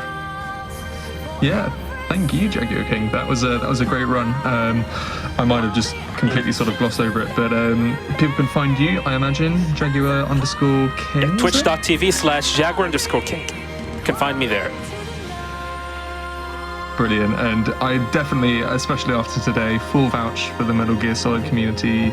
They've shown some incredible runs today, and if that is a good enough sort of, I don't know, these folks seem like good representatives, so definitely worth checking them out and checking out, I mean, there are so many Metal Gear Solid games out there, so definitely worth checking them out. Everybody, thank you so much. This has been the Going Places Hotfix. We will have some more hotfix action on tomorrow. I mentioned it earlier, but if you tune in at 1 p.m. Eastern, there will be PB Precipice, and then followed by It's Dangerous to Go Alone. So we are signing off for today, but we'll be jumping on a raid to somebody. So do stick around. Once again, if you have missed any of this episode, I highly recommend going back to watch it. We will be on the Games Done Quick YouTube channel, showing off all of the highlights and all of the runs from this hotfix. So yeah, do stick around if you want to join in on the raid on someone.